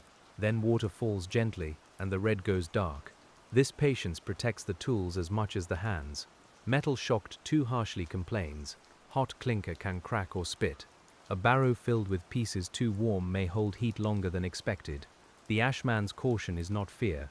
It is practical respect for materials that have spent hours close to fire. You give them time to become ordinary again, and then you move them. The last light lies low enough now that the pit has shadows within shadows. You can still work by daylight, but lamps are becoming companions rather than decoration. One is lit near a post, and its glow rests on the bucket rim. Another shows the wet line where water has run through the cleared drain. The air smells cooler, but the ash remains warm enough to send up small breaths when disturbed. In the 1930s Valencia Railyard, the day's last full clearing can feel almost intimate because the wider rush has thinned and each sound has room around it. You hear your own shovel more clearly. You hear the barrow wheel more clearly. You hear the little trickle of ash from the blade after the main load has fallen. These sounds are not loud. They are close. You push the barrow toward the heap, and the path you repaired with cinders holds under the wheel. That small success returns to you underfoot. The wheel no longer sinks there. It crunches, rolls, and climbs out cleanly. You notice, and perhaps you feel a quiet satisfaction that doesn't need to be shared. Earlier work has made later work easier. The day is answering itself. At the heap, the evening load slides into place. Warmer ash against cooler ash, new grey over old. You shape the edge, because the heap has crept nearer the path again. The shovel back pats and draws. The surface slumps, then holds. A thread of steam lifts from one darker patch, almost invisible, until the lamp catches it. You wait long enough to be sure it is only warmth leaving, not hidden fire asking for more water. The return path to the pit feels longer than it did in the morning, though it hasn't changed. Fatigue lengthens distances in small ways. A bucket seems farther away. A tool left against a wall asks more from the knees. Yet the mind also becomes gentler with the body at this hour. You do not demand the bright strength of morning. You ask only for the next steady motion, and the body gives it. A man nearby begins to coil a hose or rope, turning it in practiced loops. The motion catches your eye because it resembles your own routines, repeated circles bringing disorder into order. He works without display. You shovel without display. The cleaner wipes a final lamp without display. The yard is full of small closures, each one preparing for the next use, and none of them needing to announce itself. The locomotive above the pit is moved away when its clearing is done, and the space it leaves behind seems briefly larger. The rails shine where its wheels had been. The pit below shows fresh ash along one side. Waiting for your last pass, you climb down or step close, depending on the layout, and bring the shovel into the lower edge. The ground is uneven but known. Your boots choose carefully. You scrape until the surface lies clear enough for night, not spotless. A railway ash pit is never that, but clear enough that tomorrow's first engine will not be standing over yesterday's neglect. Clear enough that heat is visible where it needs attention. Clear enough that water will find the drain. The standard is practical and kind. It doesn't pretend the yard is a parlor. It only asks the work to be ready for work. The shovel makes a final slow arc along the edge. Ash gathers in a line. You lift it into the barrow. Smaller loads now because there is no virtue in spilling the last work through weariness. The barrow receives them. The wheel turns. The heap takes them. Again the day makes its small circle. Firebox to pit, pit to barrow, barrow to heap, heap to later use. And while the lamps strengthen and the station moves toward its evening pattern, you remain for a little longer with the tools, the cooling ash, and the quiet skill of finishing without haste. Finishing without haste has its own shape in the 1930s Valencia Railyard, and you learn it through the way the tools settle in your hands at day's edge. The shovel is no longer an instrument of beginning. It is an instrument of leaving things proper for the next hour.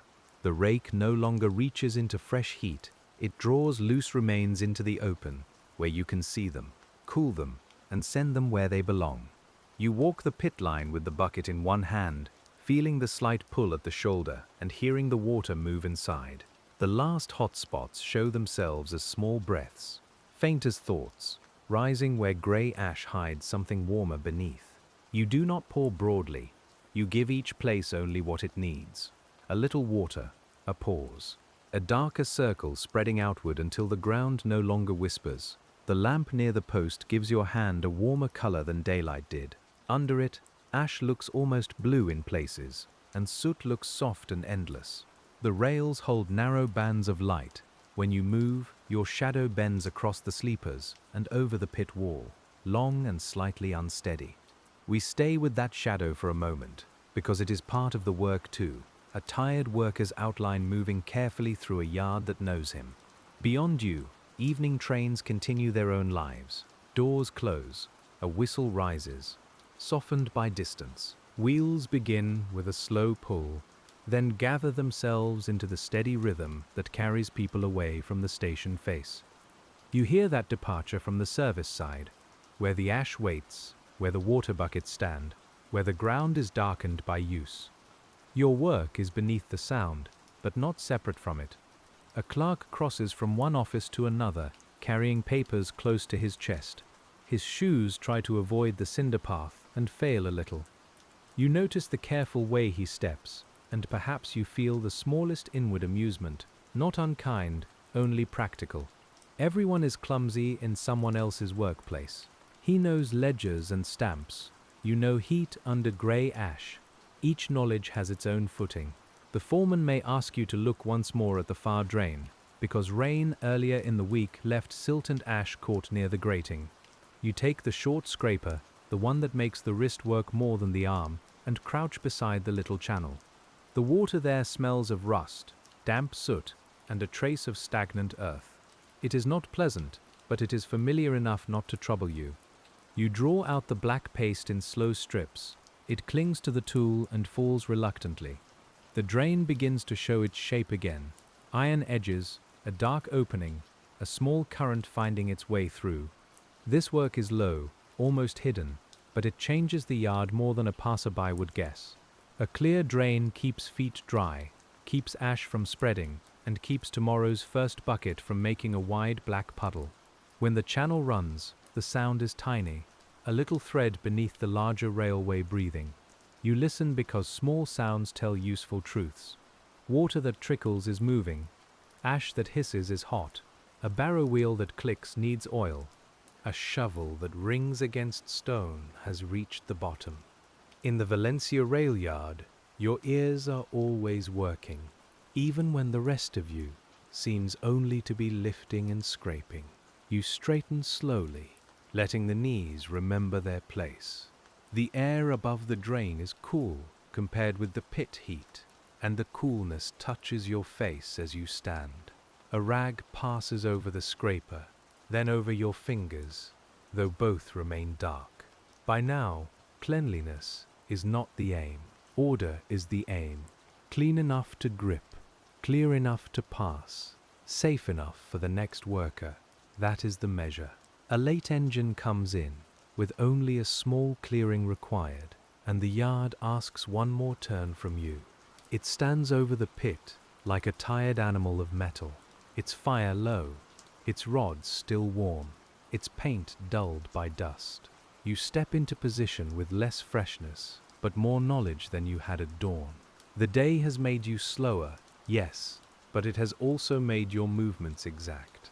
The fireman drops the remains gently. There is not much.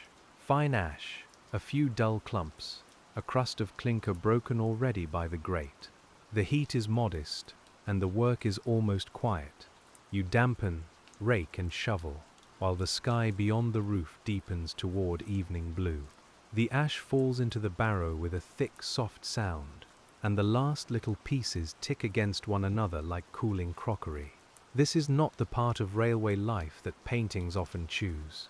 They prefer the shining engine, the grand departure, the smoke rising against a wide sky.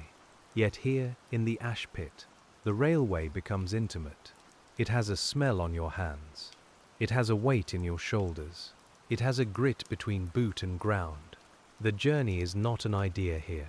It is material, and you move it by the shovelful. You tip the final small load at the heap and use the shovel back to draw it inward. The heap is warm in places, cool in others, uneven with the day's history. You can see where the morning's clinker landed, where the afternoon soot darkened one side, where fresh cinders were taken for the path. The heap is almost a record, though no one would call it that. It keeps the day in layers of grey. As the evening grows more settled, the tools return to their places with quiet sounds. Wood against wall, iron against iron, a bucket turned upside down on damp ground. The rake teeth make one small scrape as you set them safely away. Your hand lingers a moment on the handle, not sentimentally, but with the ordinary care of someone who will need the tool again. A good handle is a kind companion to a hard task. In the 1930s Valencia Railyard, the Ashmen's Day also includes looking after what belongs to no single man but helps everyone. The barrow is shared, the pit is shared, the path is shared. Even the heap is a shared thing, used by hands that may not know who made it neat. So you leave the commonplaces workable. You do it because others have done it for you, and because a yard remembers neglect quickly. You walk back along the repaired cinder path, and it holds under your boots with a pleasant roughness. That firmness returns a small pride to the body. Earlier the mud had taken the shape of every passing wheel. Now the path has a surface again. A thing that was troublesome is less troublesome. In a long working life, such modest corrections are not small to the people who depend on them. The last part of the shift may bring paperwork for someone else, orders shouted across the yard, or schedules checked near the office, but for you it remains mostly physical. You see whether heat has gone quiet. You see whether tools are where hands will find them. You see whether ash has crept where it shouldn't. Your accounting is made by eye, by boot, by handle, and by the way the yard feels when you pause.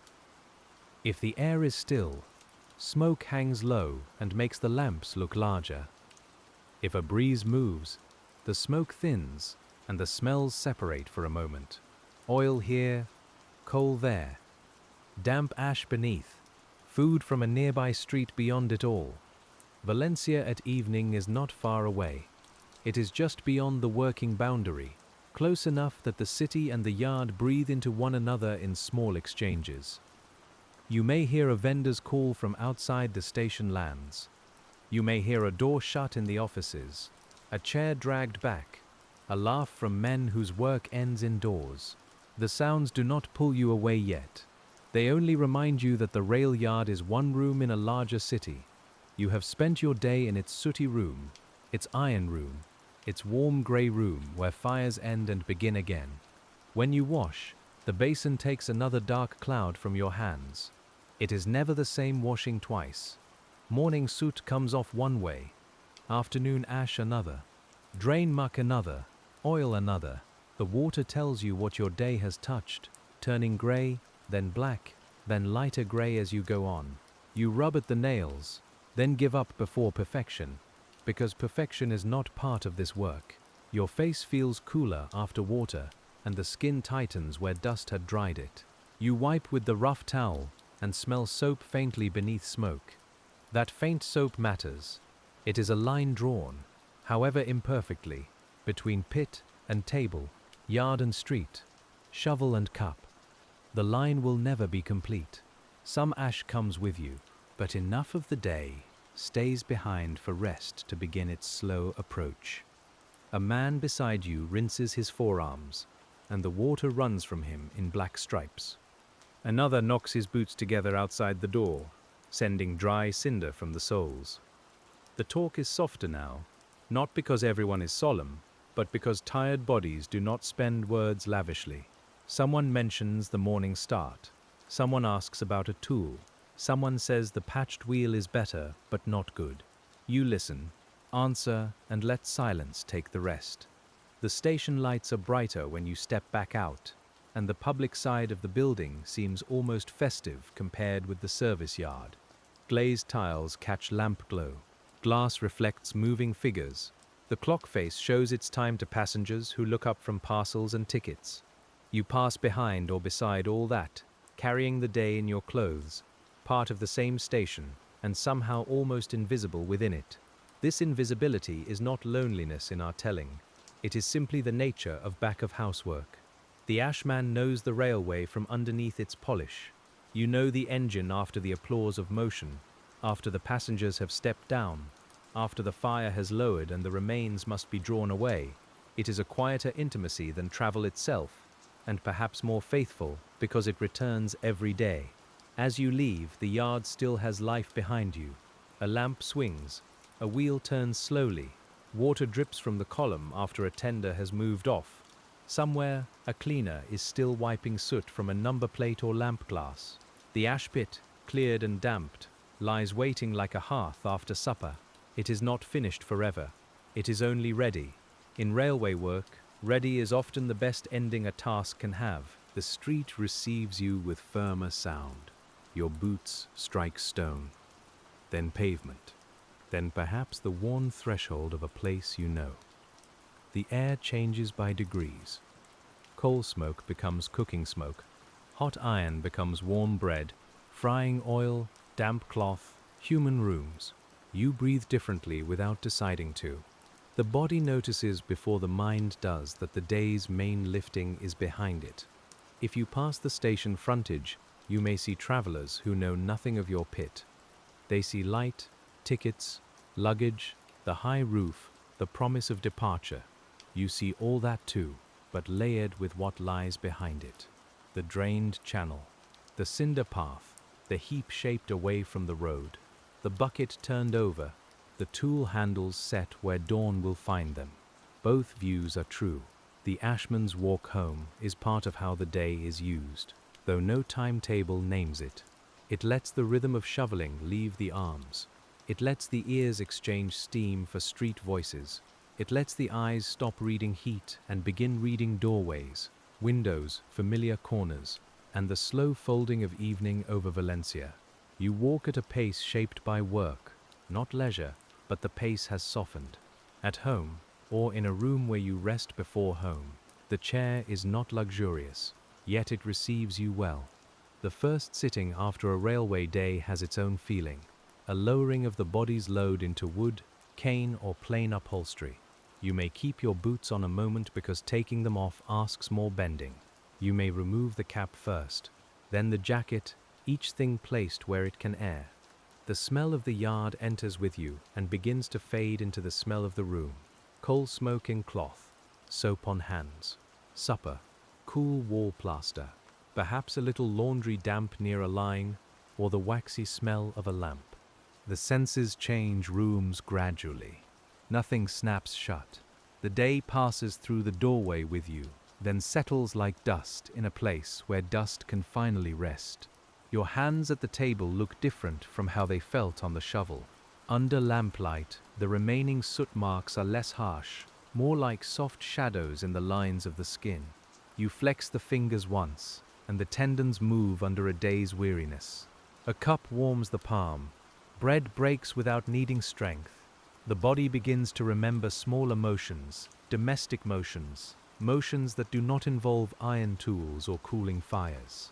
If there is conversation, it may wander around the work rather than enter it fully. How hot was it? Which engine came late? Whether the foreman found the missing bucket? Whether the repaired path held? These things sound small in a room, yet they were the day's weather for you. You answer in your own time. There is no need to make the yard larger than it was. It was large enough while you were in it. Later, when the lamp is lower, the mind may return to the ash heap without intention, not with worry, just with the strange faithfulness of memory. You may see the fresh cinders under the barrow wheel. You may hear the drain begin to run. You may feel the rake release a hidden clinker. These memories come without sharpness. They are rounded by fatigue, made gentler by distance, softened by the room's warmth. Sleep comes near again, but our journey with the Ashman's day is not finished, because there are other ways the rail yard uses its hours. Some days begin under clear skies, others under low cloud. Some days carry more passenger engines, some more goods work, some more waiting between movements. The job remains the same at its heart, yet its surface changes with season, coal, crew, weather, and the needs of the line. So let us stay in that slower circle and return to another morning, when the air over Valencia is cooler and the yard has been touched by rain. The cinder paths are darker. The smell of creosote rises strongly from the sleepers. Ash heaps have a damp skin, smooth in places, broken in others by yesterday's shovel marks. The pit walls shine where water has traced them during the night. Your boots find the ground more carefully. Rain changes your first movements. You bring the barrow under a better angle so the tray doesn't carry a puddle. You test the path before loading too heavily. You choose coarser cinders for soft spots, and keep finer ash back where it will not turn immediately to paste. In the 1930s Valencia Railyard, weather decides the difference between easy pushing and a wheel that sinks to its rim. The first engine of the wet morning gives off steam that hangs lower than usual. It mixes with mist and rain damp, until the air around the firebox feels thick and close. You smell coal smoke softened by water, a deep smell like damp earth and burnt stone. The fire falls into the pit with a heavier sound because the old ash beneath it is already wet. Hiss follows hiss, and each one fades into the rain. You work more slowly on wet days, not from laziness, but because the ground asks for caution. A slick board, a muddy edge, a handle made slippery by water, each can waste more time than patience would have taken. You wipe your palm before gripping the rake. You plant your boots wide enough. You keep the barrow loads lower. The yard feels heavier in rain, and your work becomes a little more deliberate. Water spots the back of your hands, making pale tracks through soot. It beads on the shovel blade before ash coats it. It runs down the barrow sides in thin grey lines. The sound of rain on metal is everywhere. Light taps on buckets, dull patter on wagon roofs, soft hiss on warm iron. We listen with you, because wet weather gives the rail yard another music, less sharp, more wrapped, as if every sound has been padded with cloth. The ash itself becomes stubborn under rain. Fine ash turns to paste, clinging to the shovel and adding weight to every load. Coarse clinker washes clean at the edges and shows strange colors: black, purple, rust, and a pale gray where heat has changed it. You scrape the shovel more often, using the pit wall or a loose stone. The paste falls reluctantly, then slaps into the barrow with a wet thud. A man nearby jokes mildly that wet ash weighs twice as much, and no one argues because the arms know it is true enough. You smile if you have breath for it. The barrow wheel leaves a darker track behind it. At the heap, the load doesn't slide easily. It has to be coaxed out with the shovel, cut and pushed until the tray is clear. The wet heap slumps differently, and you shape it so water will run off the side. The rain also brings small smells from the city more clearly: wet stone from the streets, horse leather, coffee or chicory from a nearby doorway, orange leaves if the wind comes from the right direction. These scents arrive between coal smoke and ash, brief and human. They remind you that beyond the yard, Valencia is washing itself too. Roofs darkening, gutters running, market awnings shedding water in bright little curtains. By mid-morning, the rain may ease into a mist, leaving drops on every wire and edge. The engines stand damp and dark, their heat showing in faint vapors along pipes and plates. Your jacket feels heavier at the shoulders. The rag in your pocket is useful, but never dry for long. You keep working, because rain doesn't stop ash from needing removal. It only changes how the removal feels. The pit on a wet day can hold heat in hidden ways. A grey surface may look harmless while a warmer pocket sits beneath, insulated by damp ash. You test with the rake and listen before stepping closer.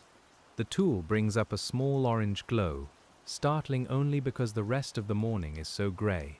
You give it water from the side. The hiss is sharp, then muffled. Steam lifts with the rain and disappears. This is the kind of knowledge that belongs to repetition rather than books. The way wet ash hides heat. The way dry ash hides dust. The way clinker can look cool at the edge and burn through a rag at the center. The way a shovel handle becomes dangerous when slick. You learn because the yard repeats its questions until the body answers before words have formed. When the rain stops, the air feels newly open, and every smell stands apart for a while. Coal smoke travels upward again. Wet cinders give off a mineral coolness. The wooden handles smell faintly alive, as if the rain has woken the grain. Your palms, damp and dark, feel the slight swelling of the shovel handle. It is a small difference, but by now your hand knows the exact size of its tools. The work then becomes one of repair. You spread cinders where water has softened the path. You clear the drain again because rain has carried ash back toward it. You loosen the heap's edge where a slump threatens the barrow track. You lift, push and scrape with the extra patience wet days require. The rail yard after rain is not broken. It simply asks to be arranged again. By midday, a patch of Sunday may open over the station roof, and steam rises from sleepers, ash, and engine plates alike. The whole yard seems to breathe upward. Your clothes begin to dry unevenly. One sleeve warms, the other remains damp. The cap brim drips once, then stops. The smell of wet ash changes into warm wet ash, richer and heavier, and the ground gives back heat it has been holding under rain. You sit for food with the damp still in your knees. The bread has survived inside its cloth, though the cloth is cool to the touch. Cheese tastes sharper after the rain.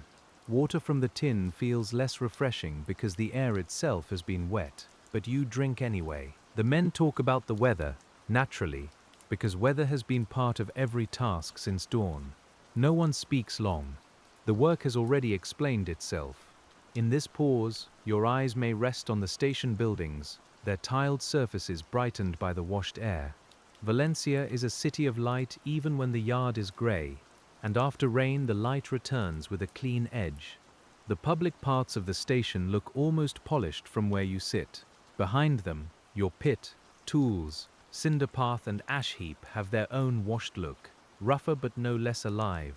Afternoon on a wet day brings heavier loads but less dust. That is the trade. Your throat is easier, your shoulders are not. You fill the barrow lower and walk with steadier steps. The wheel makes a soft grinding sound through damp cinders.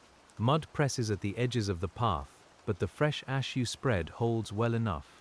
Every return trip tests the morning's repair and teaches you where more is needed. A goods engine comes in with a firebox that has burned unevenly, leaving clinker in one difficult mass. The fireman shakes his head slightly, and you understand before he says anything. Poor coal, hard firing, a long pull. Any of these may have made the fused lump. You stand clear as he works from above, then bring the long rake from below. The mass resists as if it has grown roots. You do not fight it quickly. You work at the edges, breaking what will break. The rake rings against hard clinker. A piece shifts, then wedges again. You change stance. The fireman taps from above. Together, without many words, you find the angle that frees it. When the main piece drops, it lands with a heavy sound and breaks open, showing a hot seam within. Rainwater on the pit floor hisses sharply around it. You wait. The waiting feels almost ceremonial, though no one would call it that. Heat must pass. Water must do its work. The bright seam dulls to red, then to a darker color under steam. Only then do you move the pieces apart with the rake. The air smells of hot slag, rain, and coal, a dense smell that seems to sit on the tongue. You breathe through it slowly. Breaking and moving that clinker takes time. The barrow receives the pieces in several loads. Each one rocks the tray and jolts the handles. Your palms feel the shock through wet wood. At the heap, the heavy pieces roll to the side and must be brought back. You do it without irritation if you can, because irritation spends strength without moving ash. The work needs strength enough already. By the time that engine is done, the afternoon has become almost clear. Sun lies in puddles. The repaired path steams faintly. A cleaner hangs a rag where it can dry, and the rag drips black for a few minutes before the color fades to gray. You rinse your own rag and wring it out with both hands. The water twists from it dark at first, then lighter, then dark again when you find another fold. In the 1930s Valencia Railyard, even cleaning cloth has a life. A rag may have been a shirt, a sack, a sheet, or a piece of cloth from some other use before it entered the railway. By the time it reaches your pocket, it has already served more than once. It wipes soot, dries handles, shields the hand from heat, cleans shovel edges, and finally becomes too black and thin for much of anything. Then another rag takes its place. That cycle suits the yard. Few things here are used only once if they can bear another purpose. Ash becomes path, cloth becomes rag, oil tins become containers for nails or small fittings. A broken handle may be shortened for another tool. A bent piece of metal may find a second life as a scraper. The ashman's day is full of these quiet continuations, not out of poetry, but out of need and habit. As the sun lowers after rain, every surface reflects a little. Rails shine more brightly. Puddles hold slices of engine wheels and sky. Wet ash becomes darker, almost soft-looking, though your shovel knows its weight. You take one more load from the pit, careful with your footing. The barrow wheel throws a few flecks of grey water against your trouser leg. You notice, then forget, because there are many such marks by now. The yard's evening returns with dampness in it. Lamps are lit sooner when the clouds remain. Their glow catches the steam and makes the air look layered. A late train prepares to leave from the public side, and its departure sound comes through softened by wet roofs and open space. The ash pit receives another small fall, another hiss, another cloud that folds into the damp air around you. You are tired now, but the tiredness has an even surface. It is not sharp. The work has spread it through you. Arms, back, hands, feet all carry their share. There is fairness in that distribution, in a way. No single place complains alone. You move more slowly, yet the slower motion fits the evening, and the evening seems willing to give you the time. The final wet loads are shaped carefully into the heap so they won't slump toward the path overnight. You cut a shallow channel with the shovel edge to guide any remaining water away. It is a simple piece of thought, made visible in ash. Water will follow the lower line because it always does. By giving it a place, you prevent trouble. Many tasks in the yard are like that. Quiet negotiations with gravity, heat, and habit. When you finish that channel, you stand back and watch water begin to use it.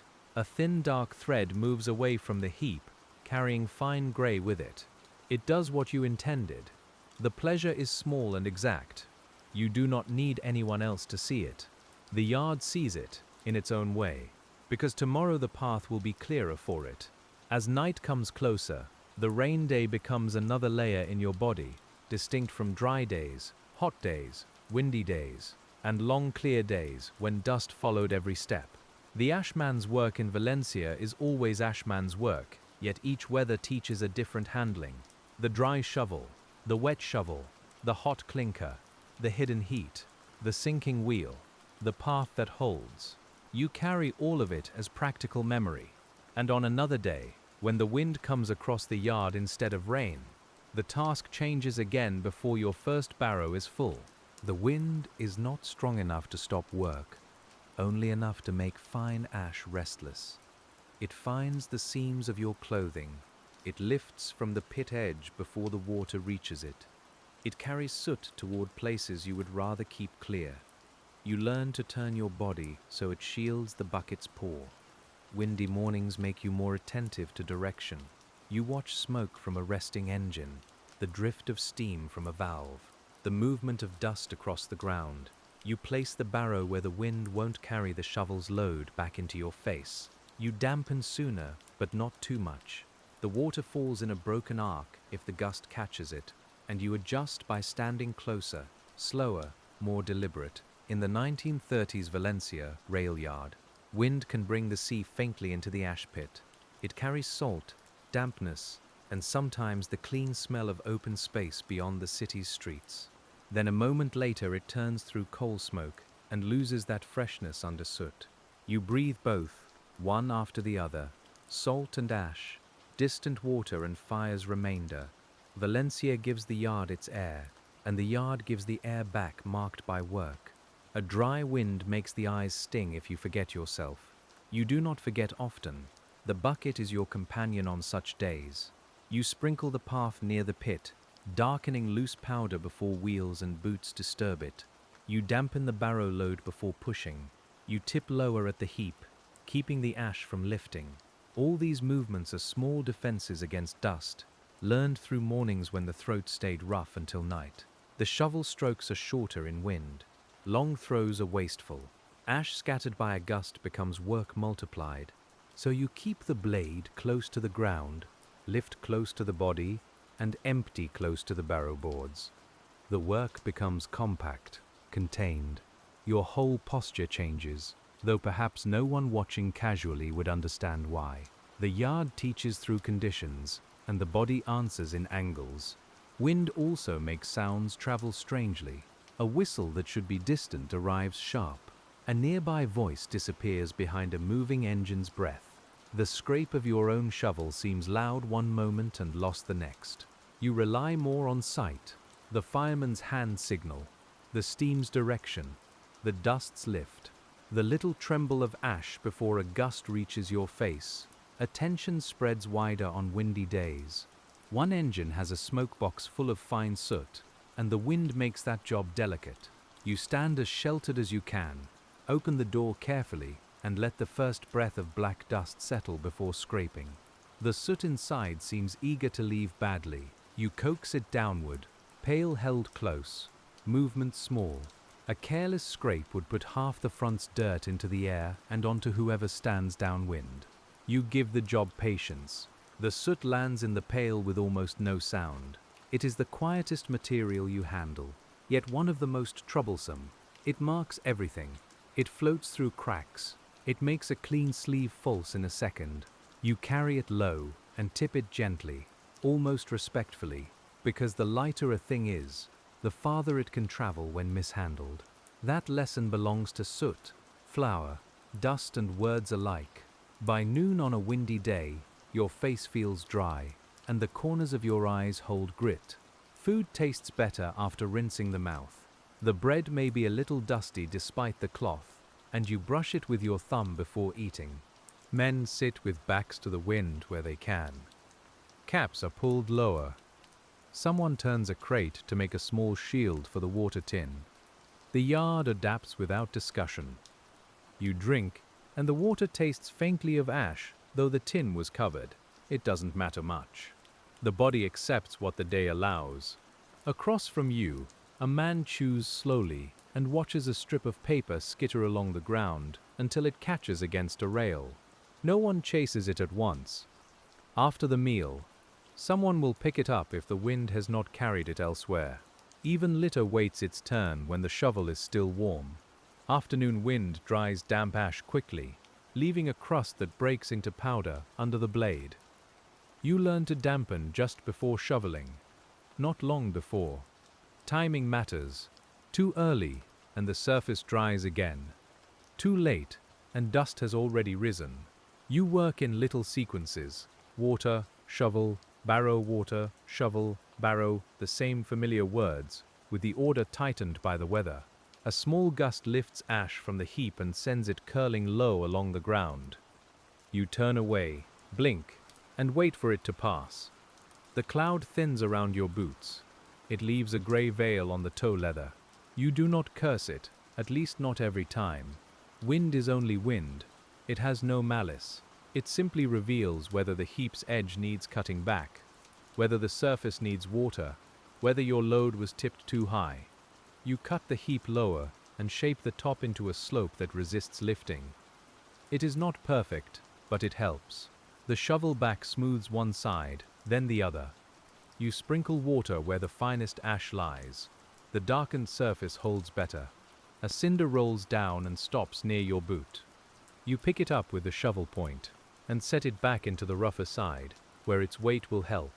This kind of work looks like tidying, but it is also prevention.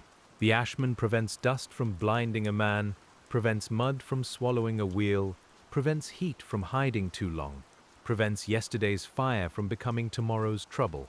Prevention rarely looks grand. It looks like a bucket poured at the right moment, a drain cleared before rain, a path surfaced before the rut deepens, a tool moved before someone trips. The evening wind often softens, and when it does, the yard seems to exhale. Dust lies down, steam rises straighter, voices return to their proper distance. You feel the relief immediately in the eyes and throat. The final loads become easier to see, if not easier to lift. The air cools across your damp shirt. Valencia's light turns warm on the walls, and the rail yard's greys begin to take on gold at the edges. You clear the last windy day pit with a special pleasure, because the air finally allows the ash to stay where placed. The shovel fills without a gust stealing from it. The barrow receives without a veil lifting.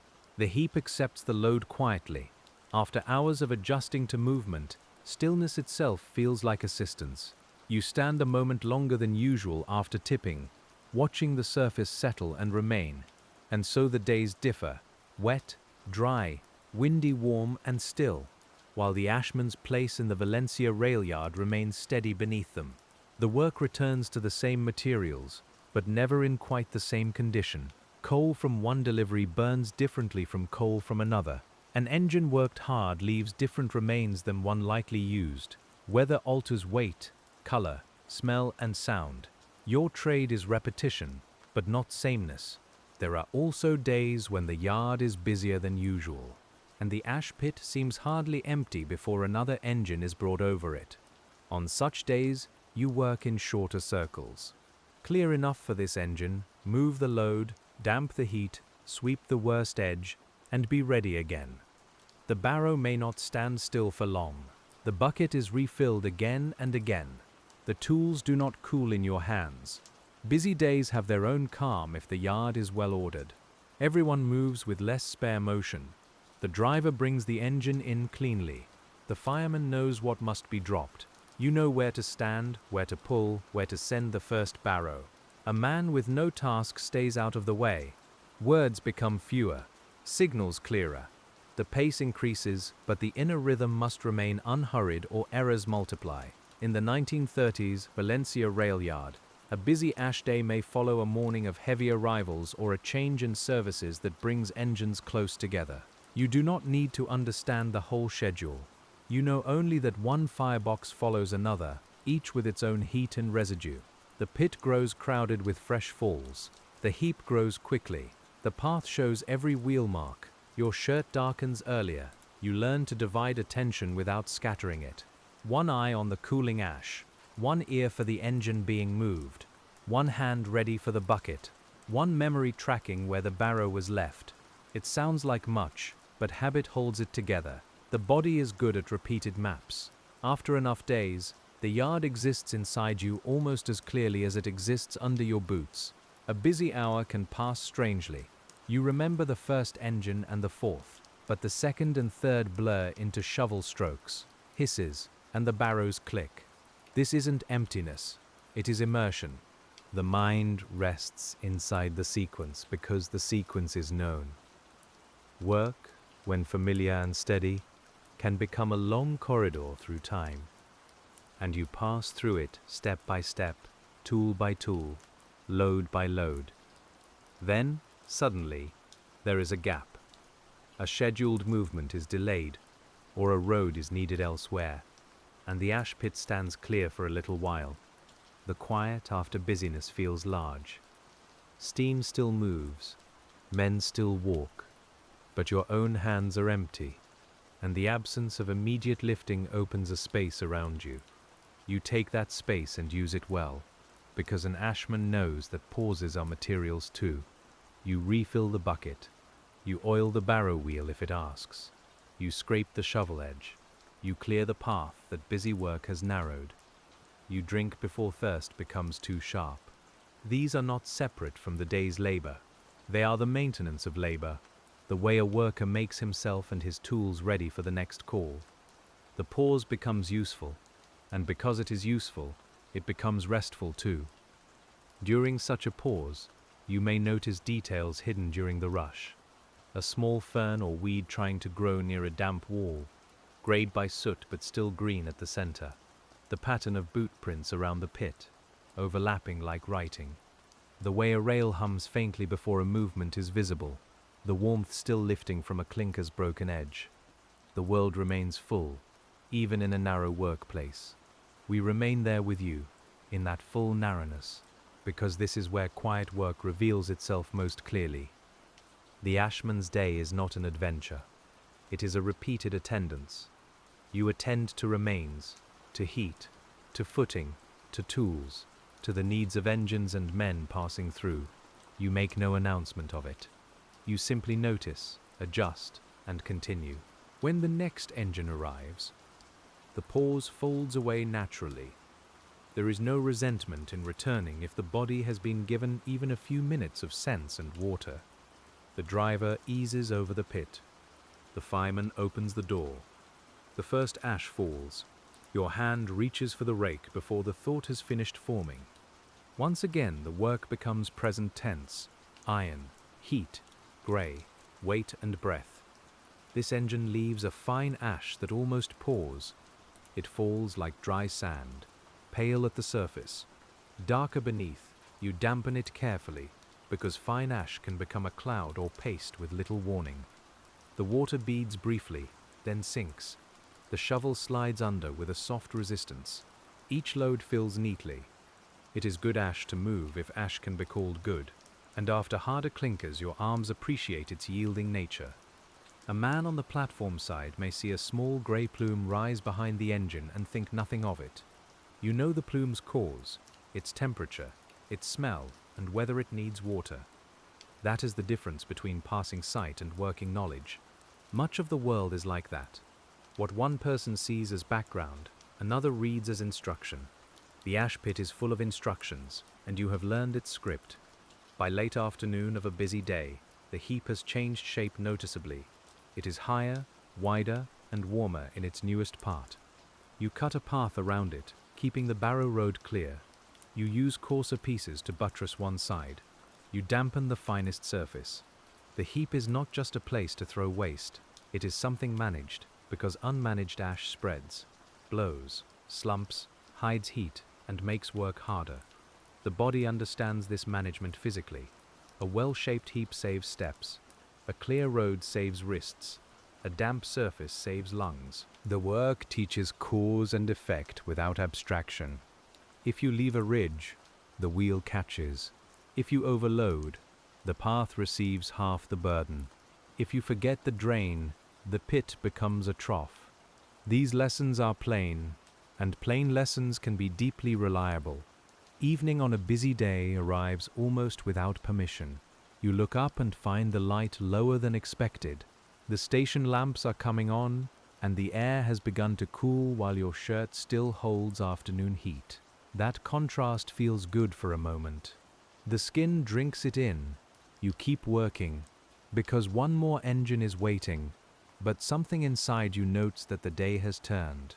The final busy clearing feels both heavy and smooth. Heavy, because your arms have earned their weariness. Smooth, because every motion has been practiced many times since morning. You are not guessing. The rake goes in at the right angle. The bucket tips the right amount. The shovel load is neither proud nor timid. The barrow takes its path. The heap receives. The body continues because it knows how. As lamps deepen and the railyard's edges soften, the busy day begins to settle into the same small finish as quieter days. Tools still need placing. Hot spots still need checking. The drain still needs one last glance.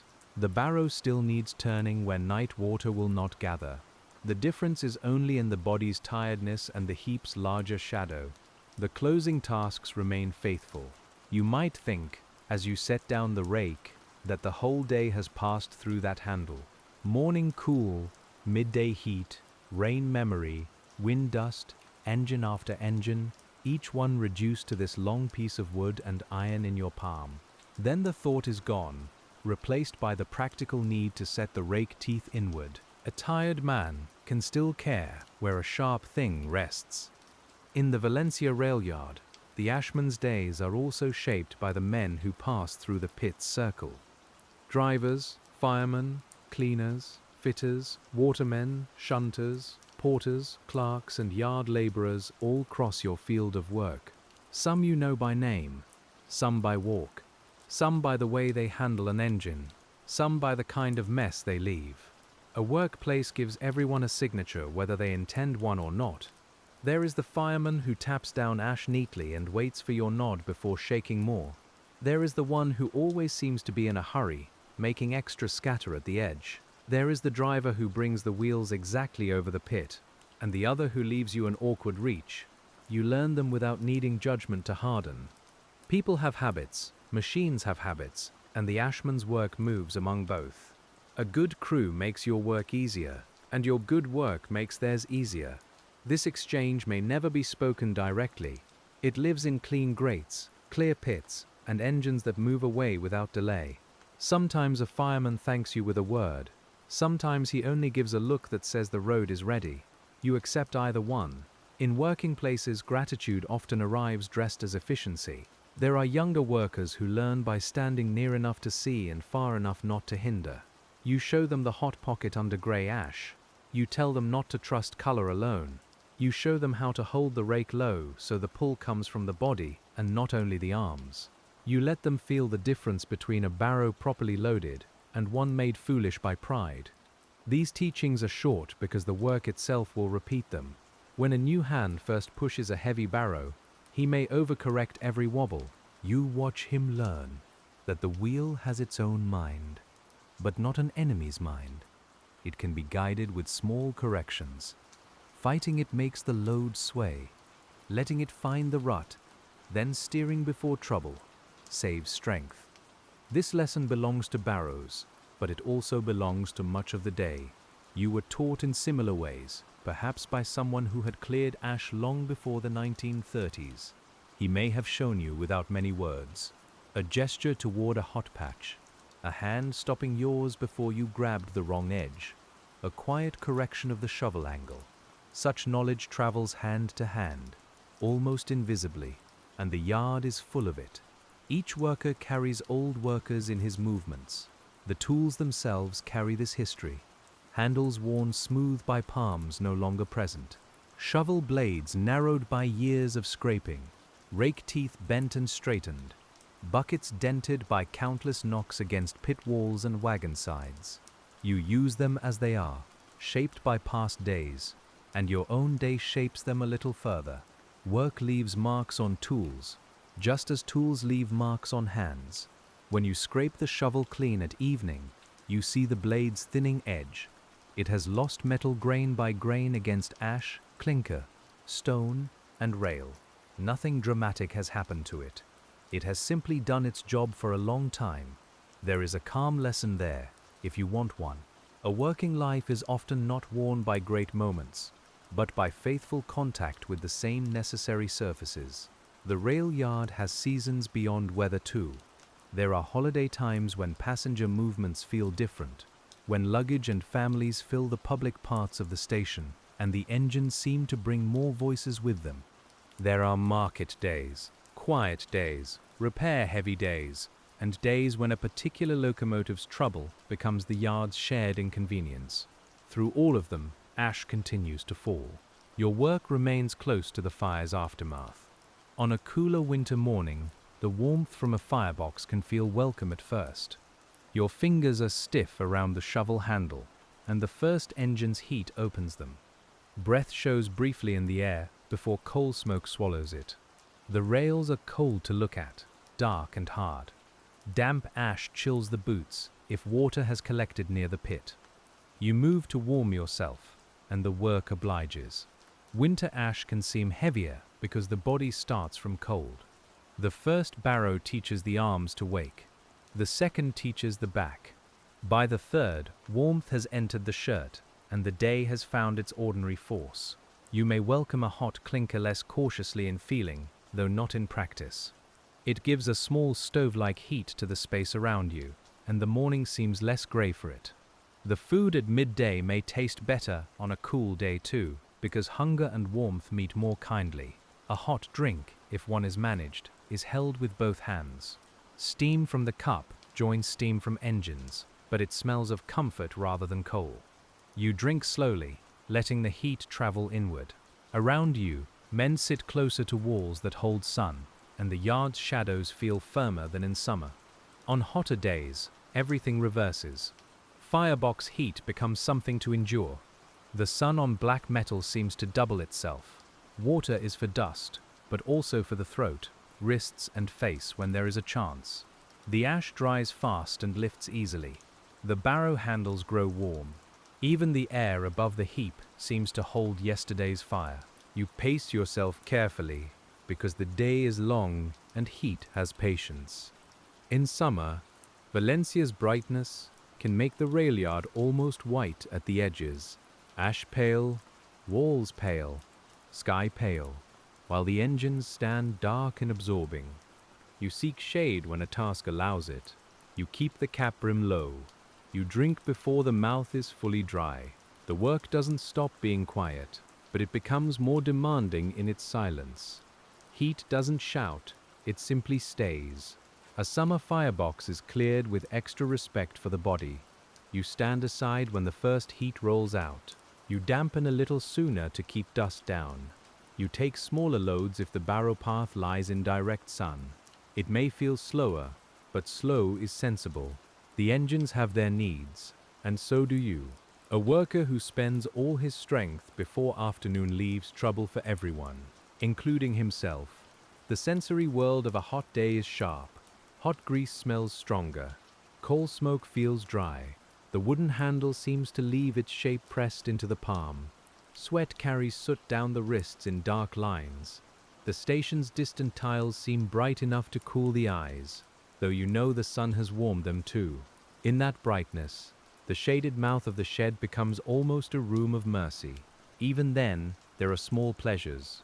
Water over the hands, a breeze through the service road, the first orange or fig at lunch, the sound of a bucket refilling, the sight of a path newly darkened by a careful sprinkle, dust held down for the next hour. These things do not erase heat, but they make it companionable. They give the long day places where the body can rest while still remaining at work. As months pass, the ashman's routine becomes a calendar in material form. Wet ash, dry ash, cold ash, hot ash, wind-blown soot, stubborn clinker, soft powder, cinders useful for paths. You do not need to mark the season on paper to know where the year has moved. The yard tells you through the weight of the shovel, the taste of the air, the speed at which water disappears from ground, and always, beneath season and weather, there is the repeated shape of using a day well. Arrival before the public bustle peaks, tools checked, first fire cleared, barrow path kept, pit scraped, smokebox emptied, lunch taken near the work, afternoon adjustments, evening dampening, tools returned, hands washed imperfectly. These are not chapters written on signs, but the body knows their order as surely as it knows the way home. You may not describe your work to others with much detail. If someone asks what an ashman does, you might say you clear the engines. You might say you empty the pits. You might say you shovel ash in the railway yard. All true, yet none of those phrases carries the smell of wet clinker, the exact balance of a barrow, or the quiet satisfaction of water finding a cleared drain. Some work is known fully only by doing. We can still bring the listener close as words allow, to the warm workshop of the rail yard, though it is outdoors and made of iron more than wood. We can place your hands on the handle, your boots on cinder, your face near the mingled breaths of steam and coal. We can let the day slow enough that every ordinary movement has room to be felt, because that is where the calm of this work lives. The calm is not the absence of effort, it is effort arranged into rhythm. It is knowing what the next motion asks. It is not being surprised by ash. Though ash still varies, it is trusting the tool, the stance, the path, the small signs of heat and cooling. In the 1930s Valencia Railyard, the ashman's calm is made by repetition, and repetition becomes a kind of shelter inside the day. When another engine rolls in, you are ready again, as you have been ready so many times before. The wheels settle. The fireman looks down. The pit receives the first fall. Heat lifts. Water answers, steam curls, and your rake enters the grey glow with a slow, practiced pull. The work continues without drama, held by the same patient sequence, while Valencia moves around the yard in its own wider rhythm. The fires remains loosen in layers, and you draw them forward with the long rake, feeling every hidden ridge through the wood and iron in your hands. The sound is familiar, rough but not harsh, and it sits low under the other sounds of the station. You lean, pull, wait, and pull again, letting the ash come when it will. Then the shovel enters, and the first load of this next clearing rises toward the barrow. Then the shovel enters, and the first load of this next clearing rises toward the barrow. Warm and grey, and steady in the low light, it falls with a soft thud, and the barrow accepts it as it has accepted so many loads before. You take another, then another, each one smaller now, because the day is no longer asking for strength so much as care. The ash darkens where the last water touches it, and a thin breath of steam lifts, curls once, and disappears. Around you the Valencia Railyard settles into evening. The lamps along the service road glow against iron, wet patches, tool handles, and the quiet wall beyond the pit. A late engine sighs somewhere under the station roof, not loudly, only enough to remind the air that steam still lives nearby. Your hands guide the final ash into place, and the shovel edge scrapes the pit floor with a tired, honest sound. The barrow takes the last load to the heap. Its wheel clicks once, then again, softer on the cinder path you helped firm beneath it. When you tip it, the ash slides down and joins the rest without fuss. You shape the edge back from the path, dampen one small warm place, and wait until even that faint hidden heat has gone quiet. Now the tools return to their wall. The rake leans with its teeth turned safely inward. The shovel rests where morning will find it. The bucket is emptied, rinsed as well as it needs to be, and turned mouth down beside the post. Your hands are dark, your sleeves are marked, and the air still holds coal smoke, wet cinders, warm oil, and the distant sweetness of Valencia after dusk. You stand for one more breath beside the ash pit, and there is no more to hurry. The station clock moves on, the lamps hold their soft circles, and the cleared ground lies ready beneath the cooling rails. The rail yard is quiet now. The fires have given up their last grey weight, and the day's work lets go of you at last.